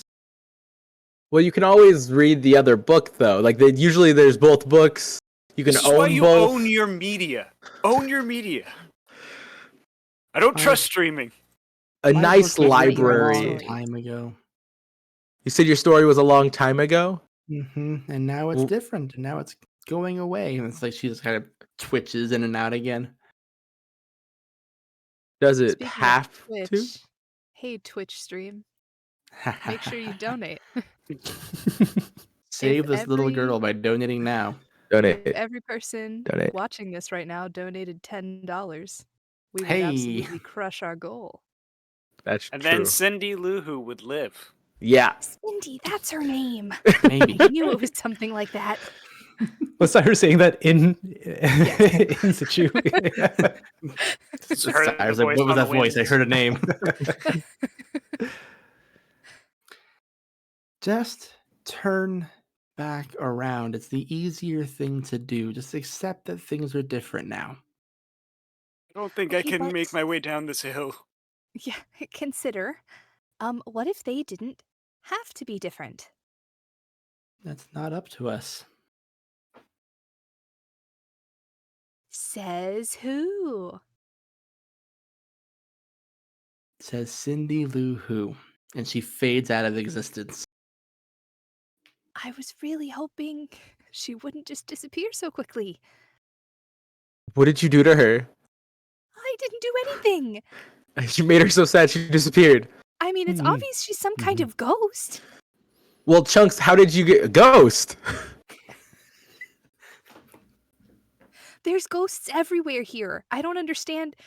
It's Here is in who here, or here is in book here? Like, were there ghosts with have you been seeing ghosts this whole time? I mean, it sounded like he was. He was doing ninja moves. But Before it he was this started getting village. mean? It wasn't a ghost. So as you Okay, well, then loudly explain how the man argue disappeared. outside of the Grinch's door, the door slams open, and you see the Grinch standing before you, rubbing his temples, all relatable like, and he has that scarf on, and it's like, what's with all the noise about ghosts? Here comes Santa Claus. Here comes Santa Claus. Oh Right my now. god, no, dude, do not do that to me. Oh, how did, I hate kids. What are you doing here? We are young adults. Also, not a kid. Not even close. You certainly young are not a adult. kid, but guilty by association, I guess. Why are you here? We are here. We are We are here. here. We are here. Oh God, with the who things. Okay, yep. Whoville, elephants in the sky, Christmas. Are we done? Are we good? Can I get off my mountain? You can do that? You can do that. Oh, I thought you were asking if you could get off your mountain. No, get Sorry. off my mountain. I'm supposed to be sequestered here by myself. You know, who the Grinch? Get out of here. Ugh. You're not supposed to say that name. They told us down. That's fucked up to say. They said that Of course, down see there. why You're supposed to say who's that, they say actually. stuff like that. I mean, they just said that down there we can say. Can we say it up here? I'm the Grinch. Yeah, you can say it. Are you the mean Grinch? Or like the making funny faces Grinch? You know me, the making funny faces. Do you have a scarf on? I look for a scarf, Grant. I'm wearing a scarf. Does he have shoes on? Does he? Uh-oh. I don't know if he does in that version. I don't think he does. Why do you have a scarf on, Grinch? It's cold. He doesn't wear shoes in that version. What the fuck? Anyway. Good. Just a scarf. How does it make you feel that all the Who's are kind of dicks? Chunks, we couldn't hear you. You were miming. He's kind of just like trying to get through it. He says, "We're investigative journalists, hence the questions. We're trying to look for somebody, a Dr. Seuss. I just want to know if you know There's like anything a about it. look And also, there's like of- ghosts. Like, there's a Cindy Lou Who, and then something about your dog being the axis of all universes. So I don't know. Axis, yes. The Grinch's Maxis. face like noticeably shifts when you say the name Dr. Seuss. Hmm. And he's like, no, Doctor here. Oh boy, who gave me this scarf? It's really It's probably easier to just like tell us the truth instead of lying. The truth. You can't handle the truth. And he puts, like, a You're Jim green Carrey. fuzzy finger in your face. He's it's like, I don't know who that is, but I do know that I'm the Grinch, and it's my mountain, and you all need to skitter off of it. Is I Sadie would back? like nothing more than to be off of this very high mountain, but I think we need to take a moment to talk about your issues and the issues with the people My down there. shoes? I have them now. Oh. Sure, we can talk about your shoes if you Why want. do you have shoes and no pants, Grinch? They wouldn't let me wear clothes down there. If I wore them, they all freaked out. You need to listen to me. In about 40 minutes, you're going to go to a fudge eating contest. Someone's going to give you say, what is it? Bring it on, and you're going to eat it anyway. I need you to understand that altered my brain chemistry way when I was like 6. That irrevocably changed me. I need you to know that. And you're not going to be you for very long. A But green you finger need to- goes on your lips. You're like, I think someone needs a little quiet time. The Joker? Adam, can you make me a strength roll really quick? I got a 40 and I have a 70. Hey, I'm okay. in, bro. The Grinch starts to like shove his like huge fuzzy hand in your face, but like you, yeah, it stinks. But like you have the wherewithal to like not fall over, and he takes advantage of the comedy of the situation and just flops on the snow face down and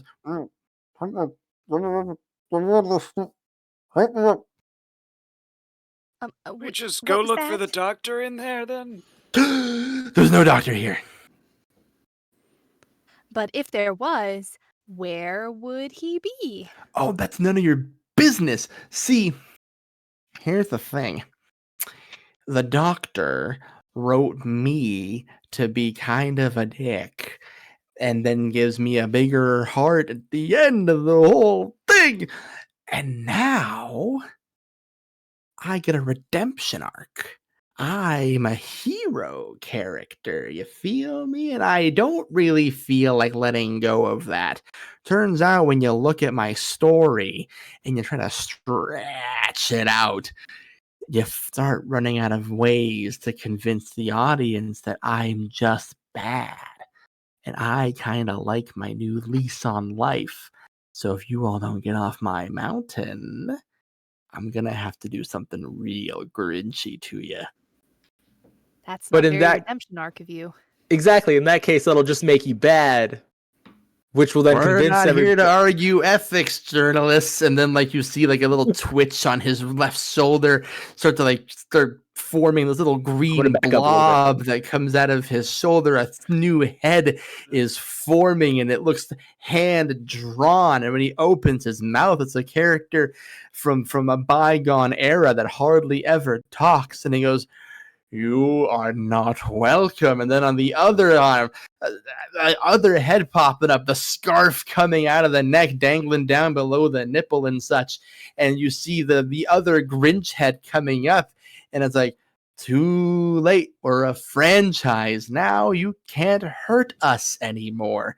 And then you see like a big Grinchy fingers like go into his mouth, and he blows a whistle, and he yells, "Max, supper time!" And a big sound like comes out of the side of his home, and you see Max, who is also looking not great. He might be the anchor of the world, but he's switching between different personalities here and there too. Sometimes he's very cartoony, sometimes he's a straight up like Snoopy Dog, and sometimes he's a fucking dog. And this just keeps forming, and you see rows of teeth gnash, like 3 different angry dog mouths coming at you all at once and just getting bigger and bigger.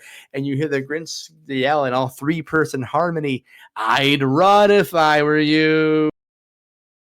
I was really hoping to meet Max, but not like this. Run, run, run, run, run, run, run. How do we plan to escape the Grinch? Is there a sleigh nearby that we can jump on?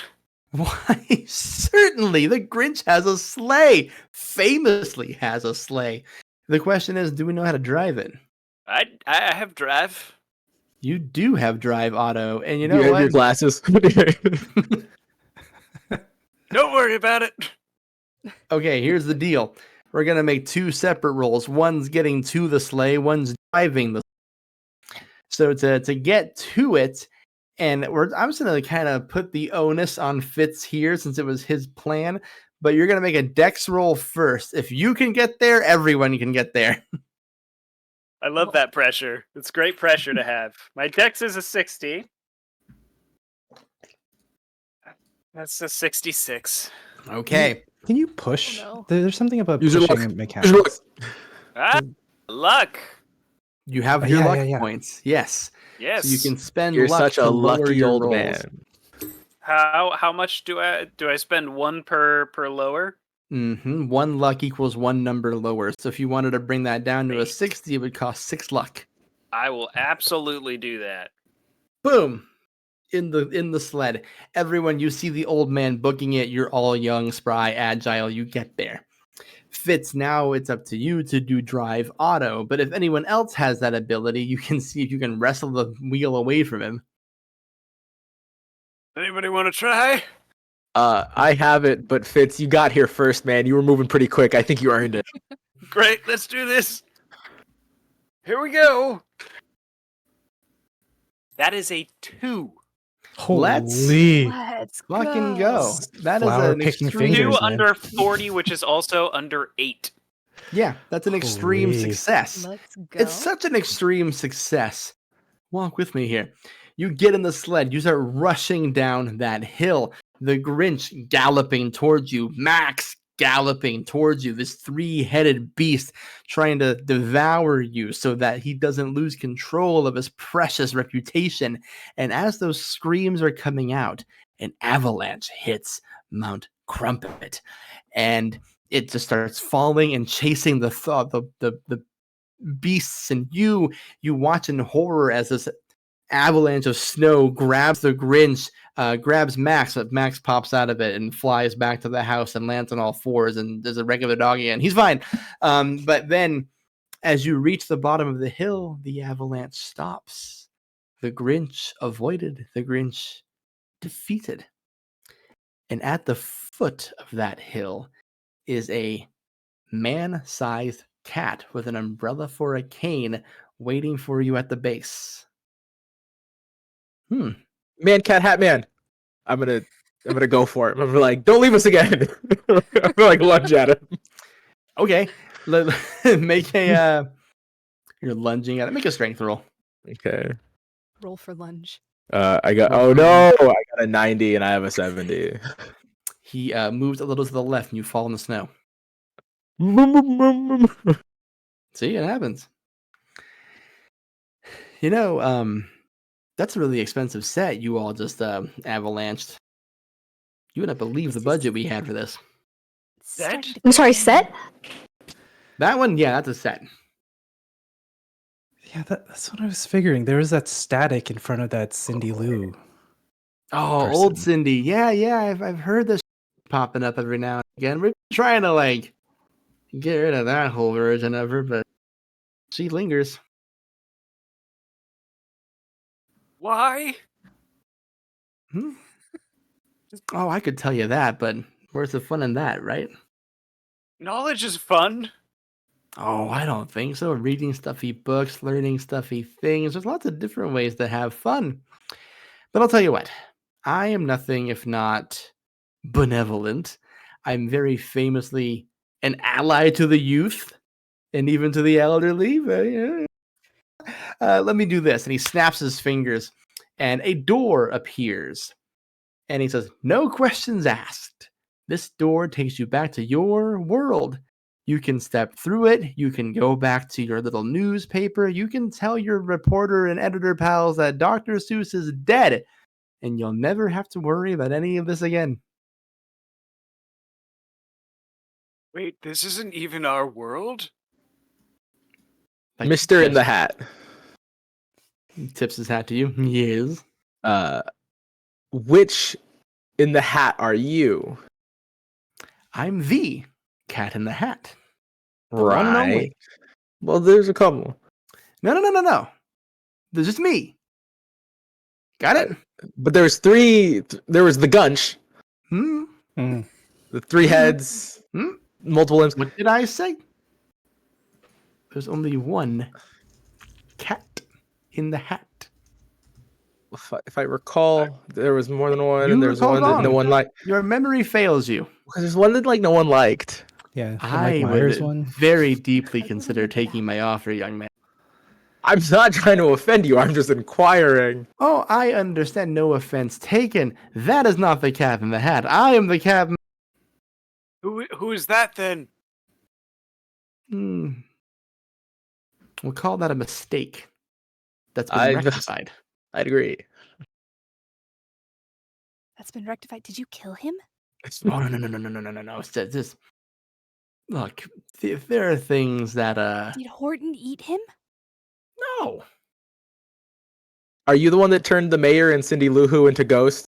I have nothing Can- to do with that. See, there were ghosts. I told you. I wouldn't call them ghosts. More remnants of a story we've moved on from. You're not gonna believe this. I knew you were gonna say the word remnants, like word for word. I almost said it when you said it, but I thought it would be. I didn't want to. Next time you should write it down ahead of time. Wouldn't that be cool? I can tell this guy reads. Very illiterate young man. That's the way the doctor would have wanted. Well, regardless, I am giving you a door. The door goes home. You'll want but elephants or grunches or cats or disappearing mayors ever again. All you would have to do is go back home and tell what's her name, Kathy, that Dr. Seuss is, as she suspects, dead. How do you know Kathy? Old friend. How old and how friendly? Oh, she came, 30 years ago? Just after the doctor passed. We had a marvelous adventure together, and she learned the truth, and she went on her way. Then why would she send us back if she came and saw the truth? Oh, great question. Wish I knew, because he's dead after all, which you can tell her by walking through this door. Why would you offer that then? I'm Nice. I'm the cat in the hat. I like to have fun. You're not having fun. I'm giving you an out. I feel like your brand of fun was kind of mean, if I'm being honest. When I Yeah. like, It was the 50s. It was a different time. Fun was more that's fun back then. what I chalked it up to. Wasn't that much more fun back then? Depends on who you were, I suppose. Yeah, a lot of polio back then. So, Yeah, but you had books. as all this is going on, now that there's some sort of insight that this is like a show or some sort of projection, I'd love to use so like Chunks is gonna like pull out a little tiny device, a Flipper Zero, which is like a multi-tool for hacking. it hacks IR devices and Okay. all this stuff. And he's gonna try and use that to see if there are projections around, or if there's like a TV signal that's being sent out. He's trying to like figure out where that flicker was coming from, if there's a source, and kind of zero in on that. Sure. You can make an electronics use check. Yeah. Computer use? Computer use. What did I say? use. Yeah, you have the idea. Yeah. I got you. Great. That is a 62. So that is under my 70. Cool. Yeah. You don't get any sense that you're being filmed. There's no projections. Nothing here feels like it's like it's on camera. Right. But you're getting the puzzle pieces. You heard the thing about this being a set. Yeah. You heard what the cat is talking about, but it does not seem as if you were in an environment where you're being filmed or that is fake, if that makes sense. Right. But but it is like That success. I'll answer any follow-up question you have for that. Can I hold that question? You betcha. Yeah. Julie, a lot has happened here. A lot has happened. A lot's been discussed with the cat. He's gesturing towards the door. Is there anything pressing on her mind? She has the cat and the hat right in front of her, an easy out to go home. How does she feel in this moment? I think in this moment she's very confused. Could I make maybe a history roll or something to try to like decipher what's going on? Like if there's something that I may have like offhandedly like read or something, or if there was like a line from a Dr. Seuss book that's like, I don't know, sticks out or something like that. Could we maybe double up on that? Put heads together. Chunks feels like the kind of guy that downloads Wikipedia often, like the entirety of Wikipedia, so he has it available often. Okay, yeah. So if you wanted to use a library use, maybe that could be a way to go about it, if that's better. I will allow either history or library use. Okay, we'll For go either of library use, since I have a higher library use. Can I roll as well? Just Yeah, of course. Yeah. Nice. Why not? Great. That is a 32. My library Hey. use is a 60. Let's go. Nice. Mine's 92. So Chunks is just holding the phone. Yeah. Wow. Well, this is the world of Whoville and the Rinch. So you're trying to pull up Wikipedia, but it didn't exist in 2000 yet. Don't quote me on that. Or maybe it didn't exist in 1970 when Boris Karloff was alive, just as a general example. So maybe your phone is only pulling the internet from when Boris Karloff was alive. But Julie, you work in journalism. You want to be a writer, maybe have aspirations and have studied a lot of film. A lot of these versions of things that have been described sound a lot like some movies you've been seeing over the past couple of years. Maybe since how young you are, this is the version of Dr. Seuss you've known as the film version. So these descriptions sound familiar. I think I just kind of look around and I'm like, and I start thinking, how all of the like versions we've seen, have they all been the movie versions and not like the book like descriptions? Your biggest clue with Horton was him suddenly really into ninja shit and thinking he's a huge hero. You, of course, have seen the the 3 newest one. different Grinches. You Mhm. met the mayor of Whoville. So, Yeah. some things start falling into place there. Yeah. I think I'll be like, sidebar real quick. Like, is that a thing that we could do, Mr. the Hat? Oh, if you listen, my offer is very face value. Take door, tell Kathy Dr. Seuss is dead, wipe your hands of all this. Well, like, If I don't you- want to make a decision for my colleagues, so like, can we just sidebar like real quick? I'll give you 2 minutes, and then the door's going bye-bye. I'm just gonna pull everyone aside, sidebar. Hey guys, I noticed something. What's up? So like, you know how like all of the things that we've seen, they've been the movie versions of the Dr. Seuss stuff and not the book versions. Oh, That's weird, right?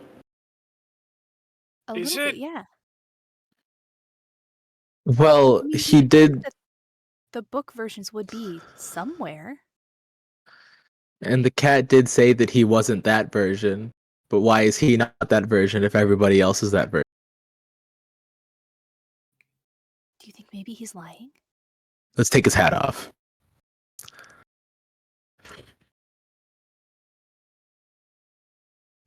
No one said no to me. I'm gonna take his hat off. Okay, Like, okay. I'm Yes. just I'm waiting to hear curious. that. It is certainly a plan. That's a sleight of hand check, by the way. I'm gonna take his hat off. I'm waiting for my friends to tell me now. Nope. We're just waiting for you to do it. You guys actually want me to take his hat off? Do what you I'm would do. incredibly Kind curious. of. Isn't that where his powers are? I don't know. Well, that's where the things are. The Unin, things. Unindos. Okay. How much more time do we have in World Grant? 40 seconds. Oh! Go all right. now. Do it. Okay. I'm gonna run over and I'm going to attempt to use charm to be like, you closed the door already, to get him to look away and then try to snatch his hat off. If that I doesn't fear work, that is still a Can I- sleight of hand roll. That's fine. if that doesn't Let's work, see. can I be prepared to tackle? That's beautiful. This is what friendship is. Okay, sleight of hand. I don't have sleight of hand, so I need a 1, right? You need to roll under a 10 for this one. Under a 10%. 10. I can do that. Okay, I got a 20. I'm gonna use 10 luck points. I'm gonna use 15 luck points to reduce it to a 5. I'm gonna sleight of hand his hat. Stupid cat. Adam got so excited he froze. Oh, So you go to swipe the cat's hat. You swipe the cat's hat. You see 2 cat ears. You confirm this is not that version of the cat in the hat. He was telling the truth. This is not a man in a suit. But he turns around, makes deliberate eye contact with you, and says, well, then I guess we have our answer. I'll see you some other time, I was prepared to tackle. Can I do that now? suppose. He snaps his fingers, the cat and the door disappear, the hat vanishes out of your hands. No, but I was prepared. I know, but I said 2 minutes and I hit 2 minutes. Okay. My bad, you guys. We shouldn't have stolen the hat. But as you do that, as that happens, a strong voice behind you says, do not worry, friends. The cat and his tricks can be solved. Greetings. I'm Sergeant Mulvaney. I'm here to help. This is what I'm talking about. Pleasure to meet you, Sergeant. You Sergeant. hire it. The pleasure is all mine. We are not hiring at the moment. That's fine. That's I'm sure okay. they're always accepting applications, though. It's called An recruiting. application? My job is to protect Mulberry Street, and it's a kind of a solo operation. I I feel could like not- the more hands involved in protecting Mulberry Street might be pretty cool. It's a pretty interesting street, if I do say so myself. But that's not why I'm here. I could not help but overhear that you're trying to rescue the good doctor. Rescue? You I know didn't even. him? We're trying to find him. From our understanding, he's a Fine. ghost. I am here to tell you that Dr. Seuss is somewhere in this mansion, in this story. But you must work a bit harder to find him. So we never left the manor. You are still in the manor, you're in the book, in the manor. All of the great Dr. Seuss stories and ideas are kept in this book. The doctor had this expression that he liked to say that would say, open a book, open your imagination.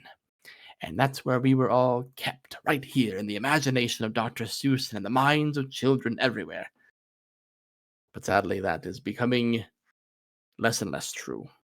Our stories, especially those of us in the smaller Seussian works, are disappearing, becoming different, corrupted longer.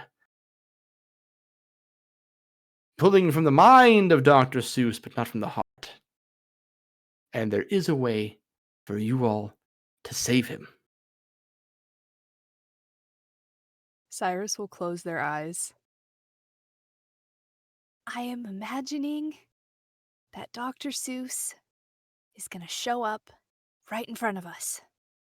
Oh, bless you, but Right now. there is a physical location he is in, my. Oh.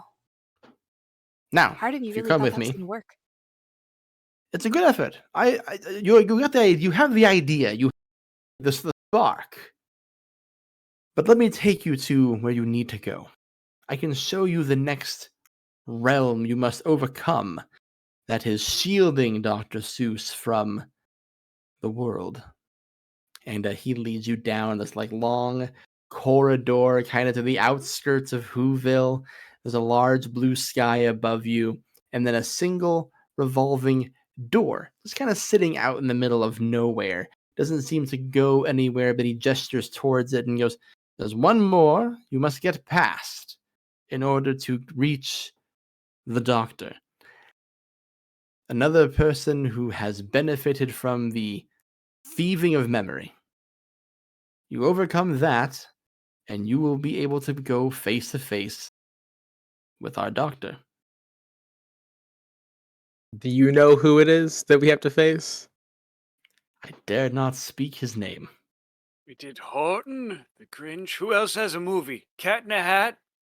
The Sneetches kind of have a short film animation thing going. It was pretty fun. Ah, you refer to the Netflix special. No, this is a different thing. Is it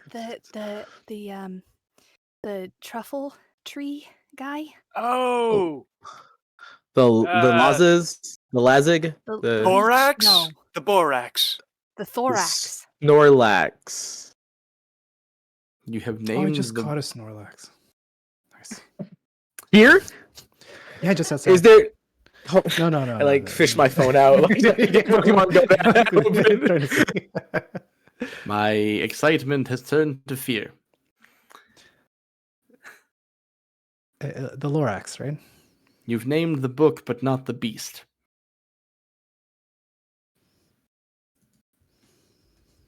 Oh, isn't the kid the bad guy in the movie? I don't remember. The little emo kid with the hoodie on? We could take that guy. Through this door. You go through there, you'll be. Oh, you in the want next to? revolving door. That's a stick we do here. Okay. Nose goes. I'll go, fine. I fear all your noses will have to gozes. What? It's a door. I walk through. Let's do it. I follow him. Everyone make a sanity roll. Oh. Ooh, 11. A shame. Low is bad. Low is bad. Oh, no. That was bad. 87. Oh, I was 97. really hoping I would go crazy. I rolled 87, but 56. I Can can't with this. Can I use luck points to to go make crazy? mine lower? Well, remember, low is bad for this roll. I know. I wanted to go crazy. Sure, why not? Who am I to tell you how to have fun? All right, raise your hand with or without luck points if you're under your sanity right now. All right, roll a d10.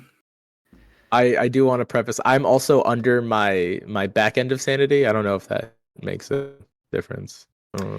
Sanity, okay, consider sanity like your mental health, if you will. Right. Yeah. Feel free to play your character as one who is losing their grip on reality. I see. Got it. I mean, I've been arguing with cartoons, so I think I'm there. It's happening. And whenever you roll on that d10, knock that off of your sanity. And as you go through the revolving door presented to you by Sergeant Mulvaney, you arrive in a desolate field. Several hundreds and thousands of tree stumps, a smog-filled sky to the point where you can't even see the sun, let alone the blueness of the sky. No animals, no sound, just a single factory pumping smoke into the sky with a small sign that reads, "Welcome to Thneedville." I got a need for speed. Let's go.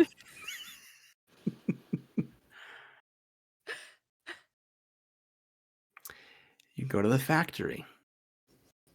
What do we do when we reach the front door of the factory? So many front doors. I knock and I try to open it again, like the first front door I encountered. Is it unlocked? It is not unlocked. Madness. When you knock on the door, an eye slot opens up, and you see two big yellow eyes looking around, and you hear a voice says, "Who are you?" Oh no, we just came from Whoville, actually. Whoville. I know about Whoville, but who are you? I'm Samson. Pleasure to meet you. That's Fitz. Oh, we're journalists.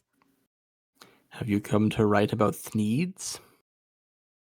Yes. Have a lot of needs. Everyone You has needs us to write about you? A Thneed is what everyone needs.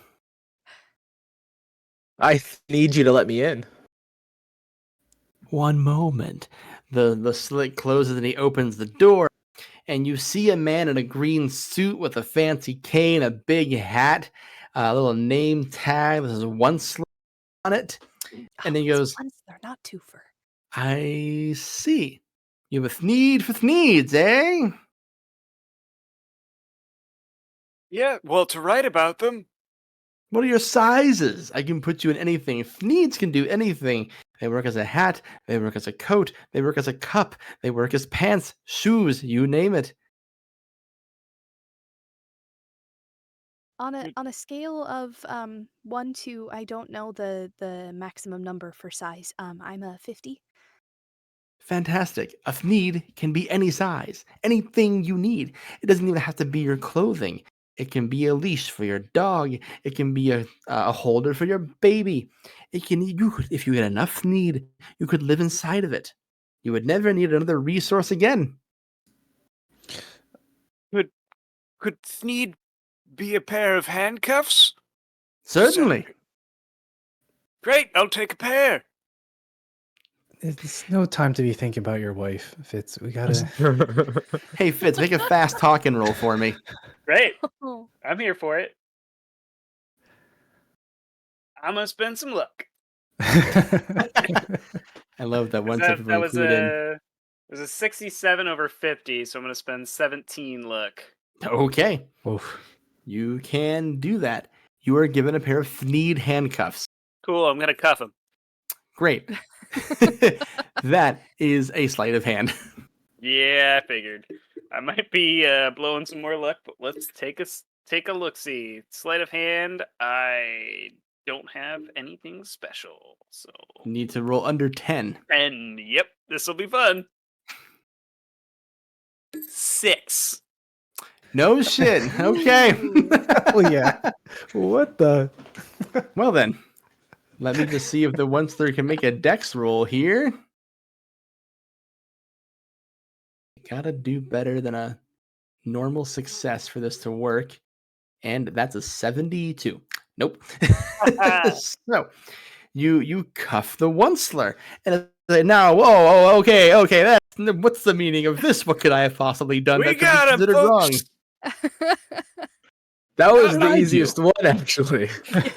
Okay. Now what? I'm looking around for a door or something. Quick question. Excuse me, I uncuff me. I'm important. We You need said- a door. You said that the Thneed can be used for anything. Yeah, that's the whole. That's what I'm selling. Did somebody ask for a cage or some sort of like containment device? We're looking for somebody, and I wonder if somebody trapped them in a Thneed. Rhymes with Proctor Moose. Another one of these Dr. Moose. types. I see what's going here. We have some do-gooders who think that what I'm doing is bad and immoral and trying to get me to see the error of my ways. How does that Hey, stupid line go? We're the journalists. It's our job to put words in your mouth, not the other way around. Let me guess, unless someone like you cares a whole awful lot, right? Such bad advice, a full to bursting crock. Normals like you cannot save the earth. It takes people like me who have all the worth.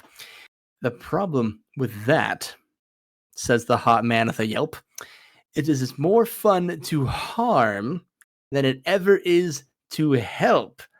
So plant all your trees, you Optimus dopeses, but until you stop business, your mission is hopeless. And you start to hear something rumbling behind him in the factory. More smoke starts pouring out. It starts to envelop everyone here. The pollution itself in Thneedville, in the Lorax's domain, is getting to the point where it's becoming hard to breathe. I need everyone very quickly to make me a power roll. Oh no. Oh, come on. Nice. It's going to be a 95. Oof. 82. I rolled a 7 under 50. Whoa, okay. Nice. I rolled a 31 and I have a 60. Raise your hand if you failed. Okay, we're going to make a quick little roll here. It's if we don't make it out of this. No, we won't. Don't worry. Hey, Tell actually, my wife. take 1 hit point of damage. Oh, Oh, we're still alive. guys, I forgot my inhaler in the car. Now, I will say, the Onceler is handcuffed, and by all accounts, in the Lorax movie, just a guy. So while his factory can emit more pollution that can take away hit points every turn, you each now have an opportunity to try and solve this problem. Are there more Thneeds around? Can we look for Thneed? Plenty of needs. What do you need? A seed. We're looking for needs or seeds. A seed. A seed. That will be a natural world check. I have that skill. And then, Julie, you're looking for needs? Yeah. Spot hidden. Oh, I don't have that. We're just gonna roll.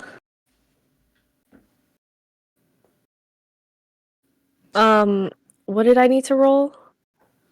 If you don't have spot hidden, it's under 25. I rolled a 26. I'm gonna use luck and get it to a 25. How'd that natural world roll go? I rolled a 24 and I used 4 luck points to make it a 20, so it's 20 under 40. You find a need, you find a seed. Yes. Nice. I would like to Alright. plant the seed. Yeah. Cool. How do you want to do that? You guys, I'm not We saying make the you can't. Thneed into a shovel. Because the Thneed can be anything. That's true. That is true. By virtue of its design, it can be whatever you need it to be. So you take a seed, you take a shovel, you're running out into the you know what I The mean? The field, woods. The field, yeah. Yeah. Great. I'm gonna go back to these three here for a second. Open forum. What are we doing about the pollution? I'm. Oh, go on. Go, go, go. I'm gonna start grabbing the Thneeds that I saw my friend. A Thneed air filter, because the Thneed can be any. Spot hidden. Oh, I don't have spot hidden, Grant. We need under 25 then. Guys, you're not gonna believe this. 98. How many Hmm. luck points do you have? Not enough. That's fair. Yeah, that would take about what 73. So, yeah, as you're looking, the once they're handcuffed, are just kind of like running around with his arms like tied together, kind of shoulder bumps you, and it's just being annoying. Like, get out of my factory, cut it out. Come on, man, they made me hot. Don't take that away from me. Did Hmm. they? That's what they tell me. That's what I see on the internet. Ross, do you want to go? Yeah, Chunks is looking for some sort of like old-timey control panel, like the kinds that you would see in a cartoon, and he'd like to use electric repair to essentially jerry-rig the factory to shut down. That's what I'm talking about. Cartoon logic. Yeah, make that roll. Yeah. So I need to roll under a 50. That is a 17. Yeah, Heck yeah. easy. Yeah. Easy. In fact, with a 17, I do believe that's a hard success. That's a hard success. Yeah, you find it. There's listen, Dr. Seuss cartoon logic. It's big, it's colorful. There's an arrow pointing to it that says "Do not touch under any circumstances." Yeah, I press the button beside it and it shuts everything down. Yeah, the smoke starts to like disperse. Once there's trying to annoy old Samson over there, and he looks up and he goes, "No, no, no, no, no. Oh, come on, cool. Push the button again. Fitz, what do you do? Fitz is going to pull out some legal documents and shut down business. The opposite of cartoon logic. Oh, Fitz, do you He have? said we got to shut down business. I have 70 law. Let's go. You sure do. The one time, I think it was the only time in history someone's ever had to roll law. Go ahead and do it. I He feel was like this he was a still counts lawyer as for 50 years and a judge This for, feels- for most cartoon of that. logic. This feels like when you finally have an excuse to use thieves' cant in D&D. Yeah, Yeah, totally. And druidic in like the same Yeah. game. It's gonna be 41. Yeah, sure. Nice. You serve him his papers. He looks at them. He reads them over. He's like looking at it. And he just looks up at you and goes, "I'm ruined." And he just like starts dissolving in front of you Oh, and God. turns into ash. We're gonna need you to move out in 30 Oh, there's days. more pollution now. He's like, into the wind. Oh, Cyrus and Julie, the smoke clears. You plant the seed. The important thing of seeds, especially in the Lorax world, is you have to take care of those. So you begin to water it, you pat the ground, and a small hole opens in the sky, and you see a small creature giving himself a wedgie, descending from heaven. And he lands in between you two and goes, "Hello. I am the Lorax. I speak for the trees. Thank you. I never thought we'd see the end of this." I don't know what our colleagues did, but they did something. He like turns around and sees the once they're dissolving in front of a stack of papers, a factory just shutting down entirely. And I'm like, the Lorax just looks at you and says, I guess they use the law. Nice. Which I guess is the only way to make billionaires do the right thing. In hindsight, that should have been more obvious to me. He It's fought the okay. law, and the law won. I am in your debt. I heard from my perch that you were looking for Dr. Seuss. Correct. I know where to find him. that's the best news Wonderful. I've heard all day. Samson, Fitz, and Chunks, you rejoin the group. Pollution clearing out, the the Barbaloots in their Barbaloot suits are starting to like hesitantly come back, looking around, and you see the Lorax just kind of bow to you. Bow back. Your a gentleman. Honor. Oh, this is a good chance for a handshake. You're right. Would you I like to reach speak my for hand the out. Nice to meet trees? you. Nice to meet You you. I I'm the could speak Lorax. for the trees. I speak for the trees. I would could. love- You could teach me. I could teach you my ways. Good. Are you hired? In a montage type scene as we walk to the place we have to go. Let's do that. A walk happens. The Lorax teaches Samson how to advocate for nature. And during this walk, he starts saying things like, the way to get to Dr. Seuss is through McGillicud's pool. You'll have to descend through the waters, and you'll take a hop air balloon ride, and you're going to be looking for a place called the film room. I Film room.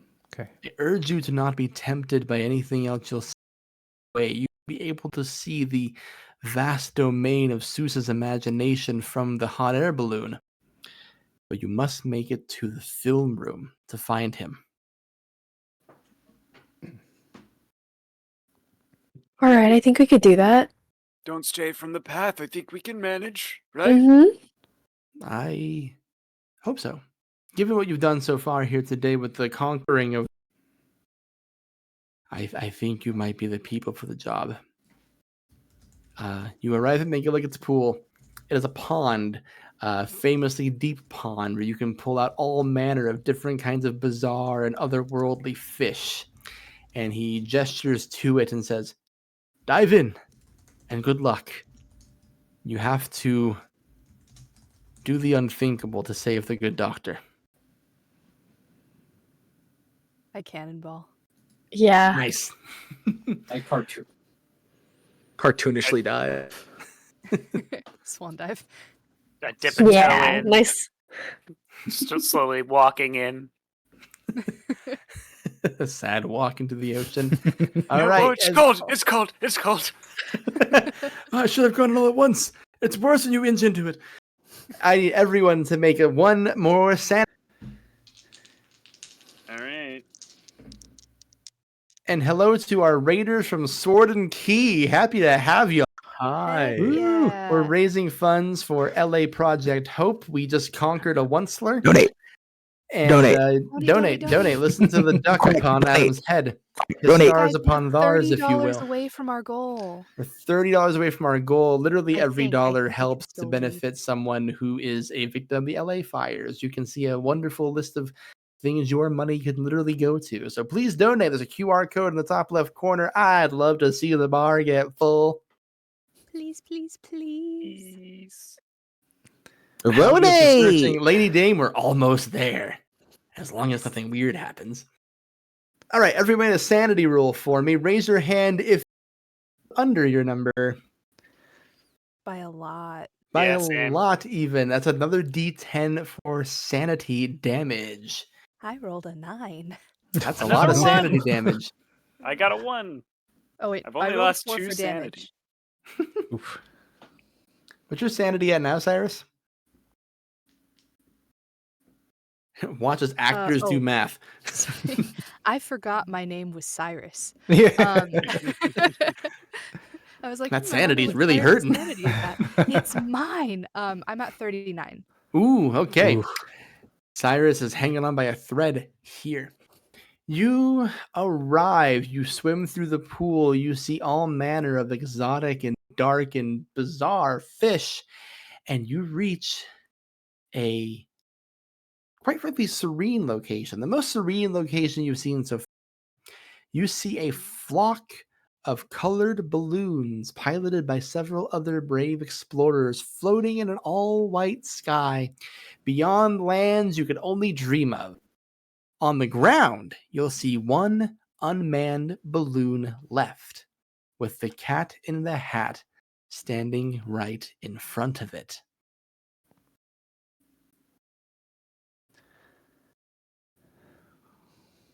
Somebody else go first. I'm not a huge fan of cats.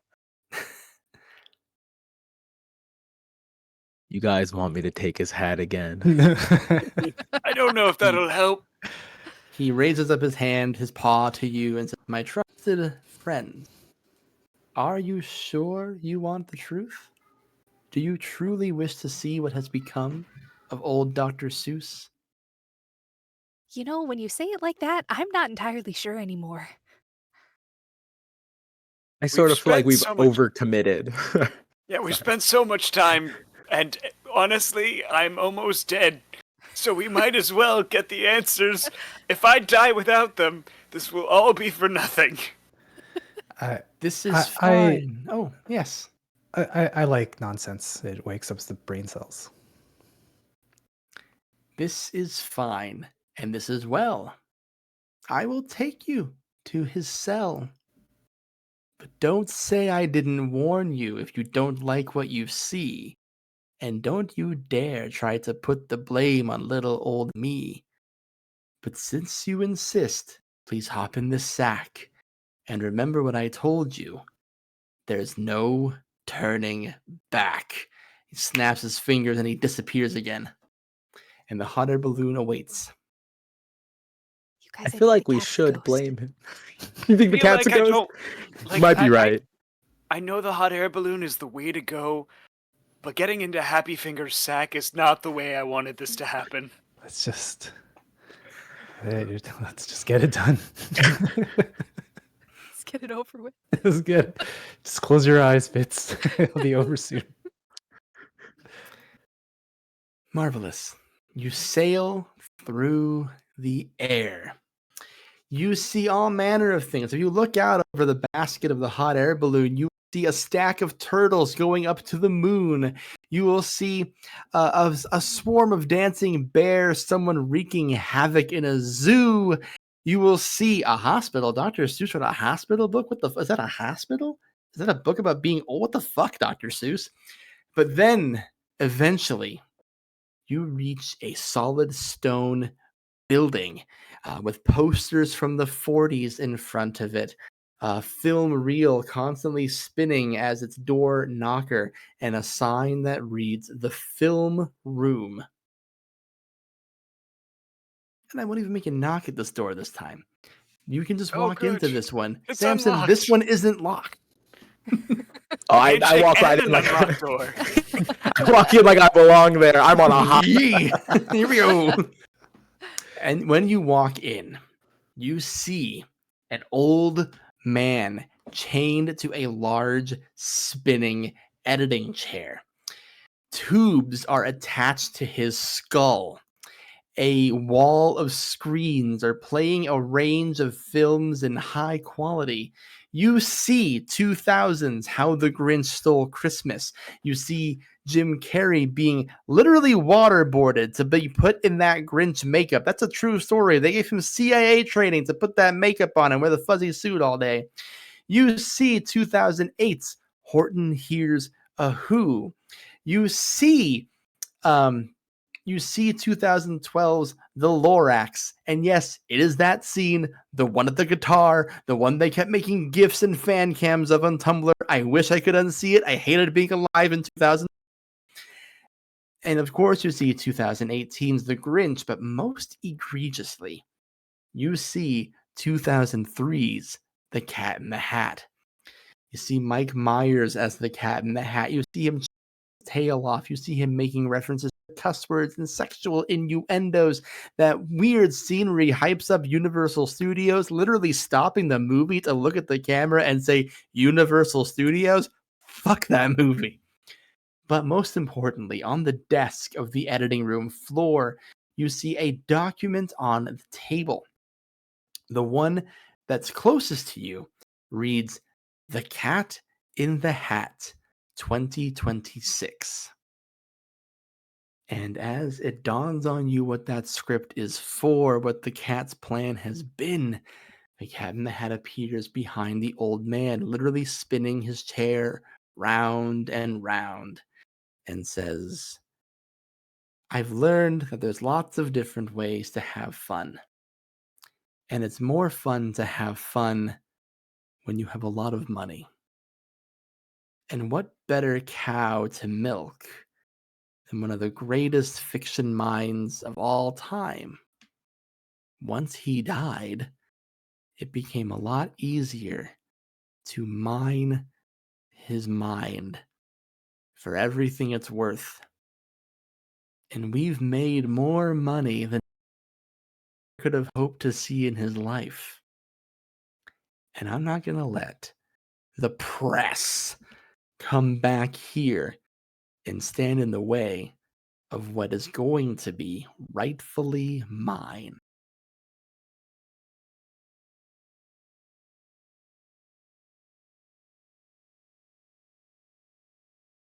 Mr. in the Hat,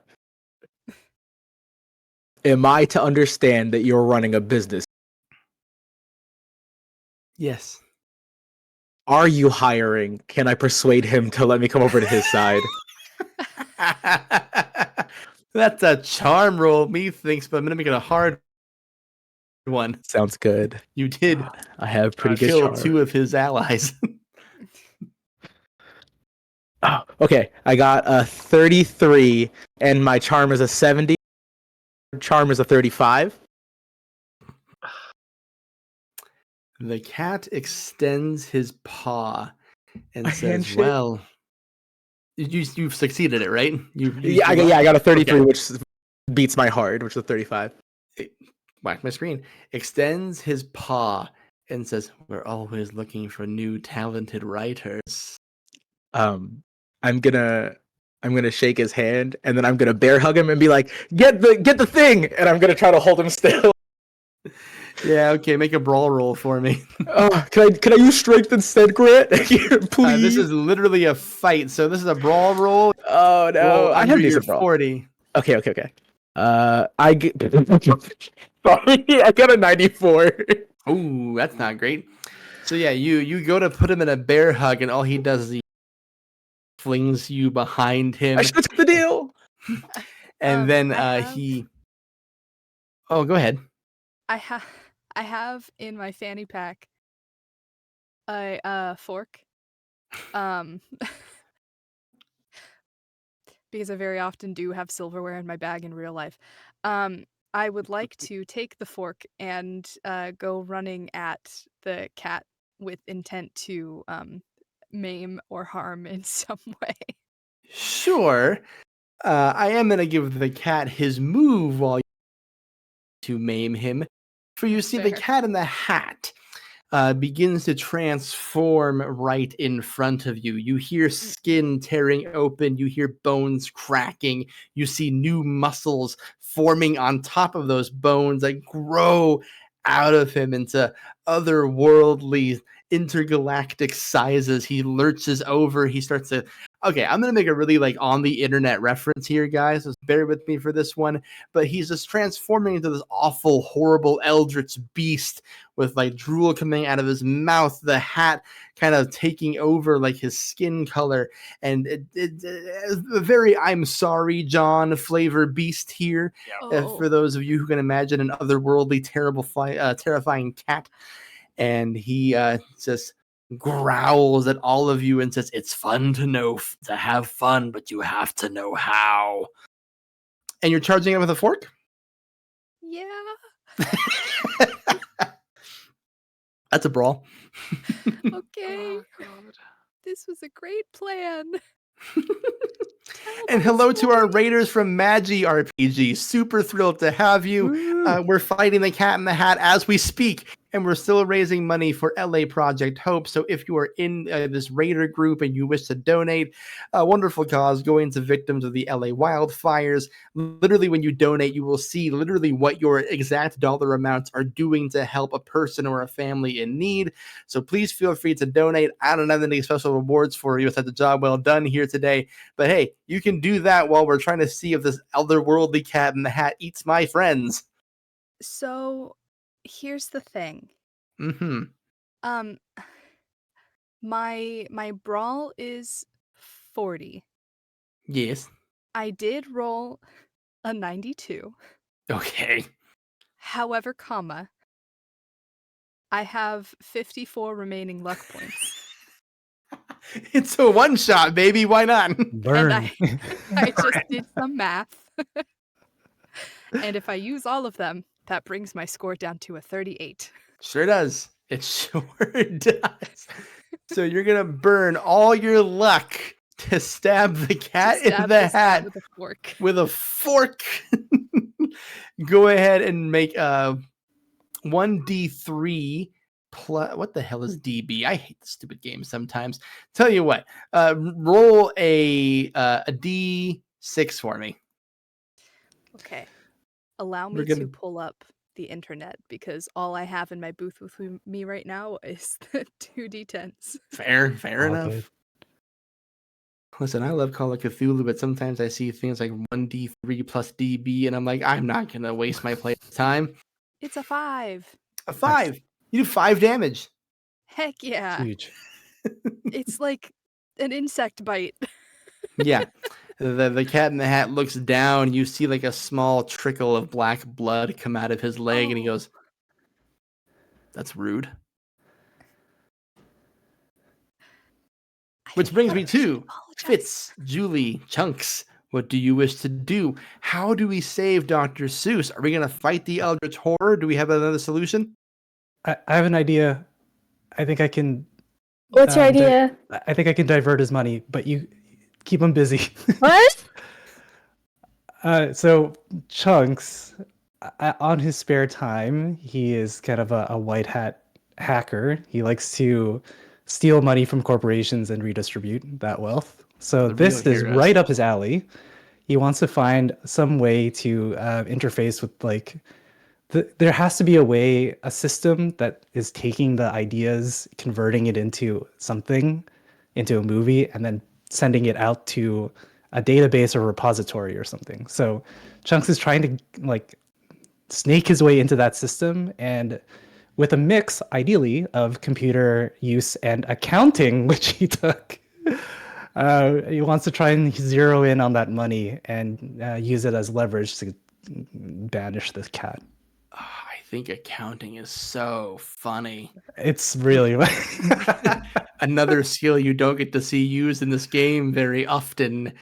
I will leave it up to you. I will say that you have 2 different ideas here. One attacking the literal machine that's pumping ideas out of Dr. Seuss, and one attacking the bottom line. So up to I think you. the most effective way to fight catapolism, thanks, Jen, is to fight that bottom line. Okay, we're making an accounting roll. Love it. So I have to roll under a 40. So Chunks takes out his computer. Okay, so I rolled oh no, other way around. 26. Perfect. 26. That's a success. I'm going to call this an attack to the sanity of the beast, if you will. Sure. With that successful chipping away at the bottom line, you start pouring out this money that's probably going to the next Cat in the Hat movies budget. By the way, Cat in the Hat 2026, that's a real thing that's happening. I think Bill Hader's attached to it. Yeah, Anyway. I think so. He looks over to the screen and he just sees like a little cartoon version of Chunks, Yeah. like Robin Hooding like Robbing the bags of bank money and, like, through the there's- digital space, and he's there's, like, like, a bar no, that's no, going and then you down. see like little shitty, spindly eldritch fingers like clawing at a screen, trying to literally make the money come back. And we go to Fitz or Julie. What do you do?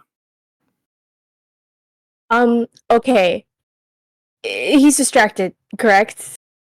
Yeah, he's trying to literally get the money out of the computer style.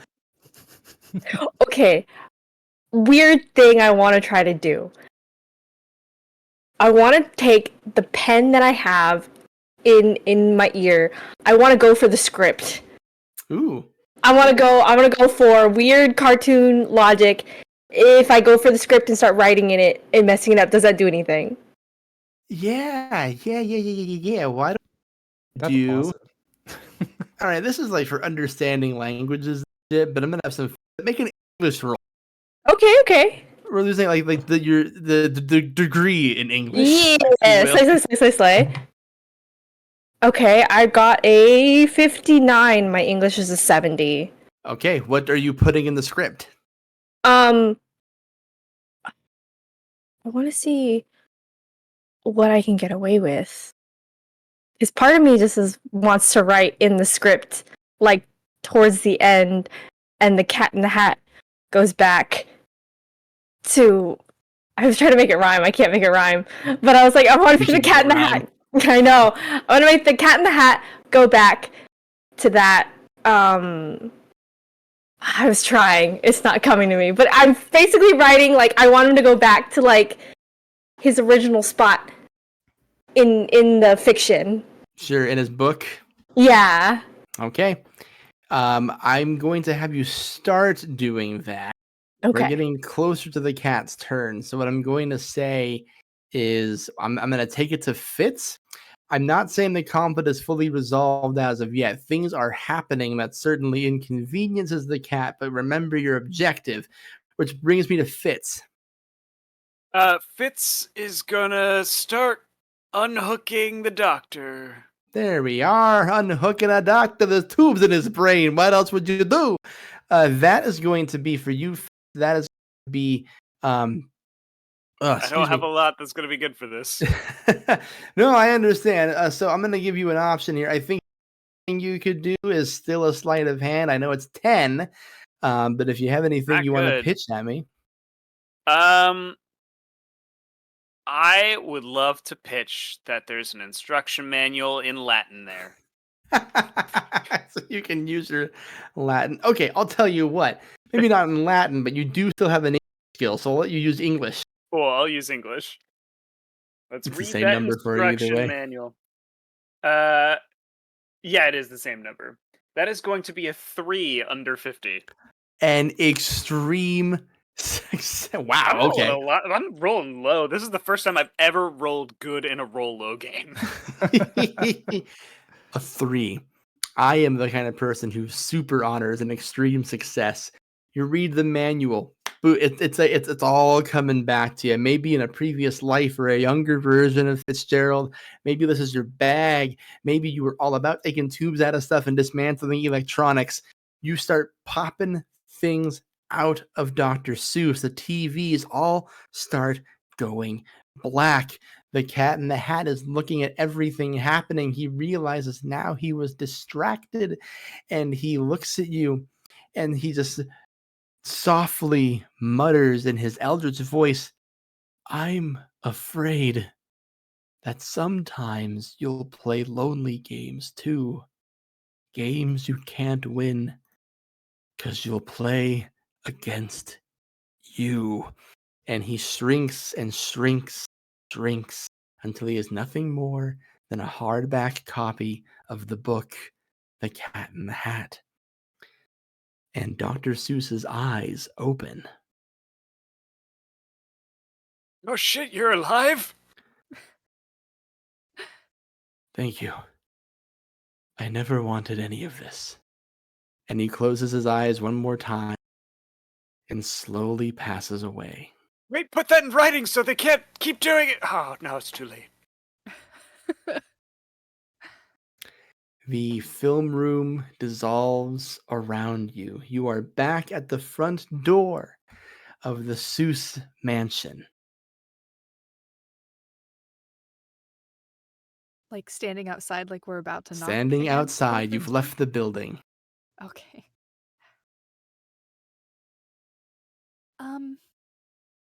Did that actually happen? I don't know. Grant, am I still injured? Yeah, do I still feel like I'm about to keel over? You're both still hurt, but you Yeah, are it happened. free. It happened 100%. My ribs are still broken. Yeah. Did any of that record? I've been recording this whole time. Had an OBS backup running. Like, Not the OBS. You question the validity of everything that's occurred to you, and you start heading back to go tell your boss that, yeah, Dr. Seuss is, in fact, dead. The time has come for one last tip of this hat to Dr. Seuss from his beloved cat. The doctor won't be calling on us anymore, but what he's left behind will do so much good, I'm sure. So from all of his friends, we must bid a sad farewell. Oh, the places he'll go if his stories we correctly tell. And that is In Search of Dr. Seuss. Woo. Thank you. I hate the movies.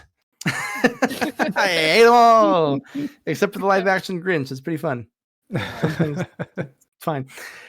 Everyone, thank you so much for playing with me here tonight. This was a whole lot of fun. Got to raise a lot of good money for a good cause. Literally every dollar is good here. Thank you to our raiders who came in, and thank you to Charity TRPGs for reaching out to us and making this happen. A huge honor for us to be working with the likes of that group. I have been your keeper, Grant. I wrote this story. I am okay at GMing Call of Cthulhu. Thank you for everyone for joining. Game Master Monday, we are a podcast. Typically, we do a new one-shot and a new system with a new cast every episode. A new one just dropped yesterday, and it's got Kim and Adam in it. It's really good, I think, playing Fall in Love Like Ghost by the Sea by our friend Ra Ra. Podcast, and then go on a little bit of a break for the next month because daddy tired. But we'll be having to do a few more live streams here in March. Look forward to things going up on the 17th and the 31st. But that's enough about me. Adam, where can we find more of you? Hi, I'm Adam. You can find more of me at 5G. All kinds of stuff. Kim's there also, and we'll tell you. We do editing, and when I do the editing, Kim does sound design, and just wrapped our new miniseries is going to roll out. Things are pretty awesome. I'm not going to lie. Check us out. Also, really quickly, you need to go to the 2000s Grinch movie, and you need to go specifically to minute 50:43. 50 minutes and 43 seconds. He judges the fudge in the film where he's like, "This isn't fudge," and he's like, "What?" And he eats, and the way it fundamentally altered the way I are Grant. They need to know. Anyways, that's all. People need to know. It's real. I'm dying to know more about that later. Casey, where can we find more of you? You can find me over at RP Jesters. We are also an actual play TTRPG podcast with 1 hour episodes that's released every Monday. We just finished our 6-episode series of Echoes of the Menagerie, where we were playing with the Saga system, which is really good. That was run by Rachel. And we are next week starting with our next show, Hench, which is an Icons game where we will be playing henchmen rather than superheroes that the game is built for. So it is going to be a lot of fun and obviously a lot of hilarity coming with that playing of henchmen. So very, very excited for that to start releasing this coming Monday. I love RP Jesters quite a lot. That Saga series hurt was great. me a lot from laughing. Yeah, I'm just really stoked to have Casey on the show. Kim, where can we find more of you? Oh, snap. Hi, I'm Kim. You can find me over on 5 Gems in a Trench Coat, like Adam said. We're a multi-award winning TTRPG actual play podcast where we rotate systems and GMs each season. You heard Adam right. We just wrapped our season 3, which we used D&D 5e for. Tanlin GM'd it. They did an amazing job. We're dropping our mini-series on Friday. We're playing Our Brilliant Ruin. Talen's GMing that as well. 3-episode series. You should check that out. It's pretty great. It has Ra Ra in it as a guest. We had a lovely time having them at our table. And yeah, you should follow us on our socials to find out what our next season is and who's GMing it. I'll give you guys a little hint since you're here. It's yours truly. Very excited for that to drop very soon. So keep an eye on our socials for all those announcements. And yeah. That most recent season of 5GM is rule. Sure, you're watching them. Mal, where can we find more of you? As previously mentioned, I am a cast member on Mythcraft the podcast, which is an audio-only pod, but if you hop into our Discord, discord.gg/mythcraft, if I'm allowed to plug that, we've started sharing some screenshots of silly moments in case you want to know what our faces look like when we roll a natural one. Mythcraft is a really cool TTRPG system that I love, not just because I'm in the actual play. It is genuinely super fun and medium crunch, kind of a blend between Pathfinder and D&D. Y'all should check it out. Also on Mondays, our second campaign of Mythcraft is going to be dropping on March 3rd. Get ready to start listening. Also on Mondays, I'm playing a game of Hunter the Reckoning with the Misadventurers League. Those are live streamed. I believe there's also VODs that go up on their Twitch account. Super cool, super trauma bondy with all us little hunters. Definitely check that out. It's a group of people from the UK and then me in California. So yes, and then also I can be followed on socials. Not as active on Twitter as I am on Blue Sky, but you can still follow me on Twitter at Maldwin_VO. Blue Sky is going to be Maldwin-VO.bsky.social. And yeah, that's that. I do some voice acty things as well, so check out my Blue Sky. I've got a list of things that I'm in. I'm going to stop One of talking now. my very favorite players in the AP scene. Definitely check out Mythcraft, the podcast, and shout out to our homies over at Quasi Real Publishing, friends of ours. And Ross, oh my God, Ross, we're gonna see so much of you here on Game here in a second. Where can we find more of you? Yeah.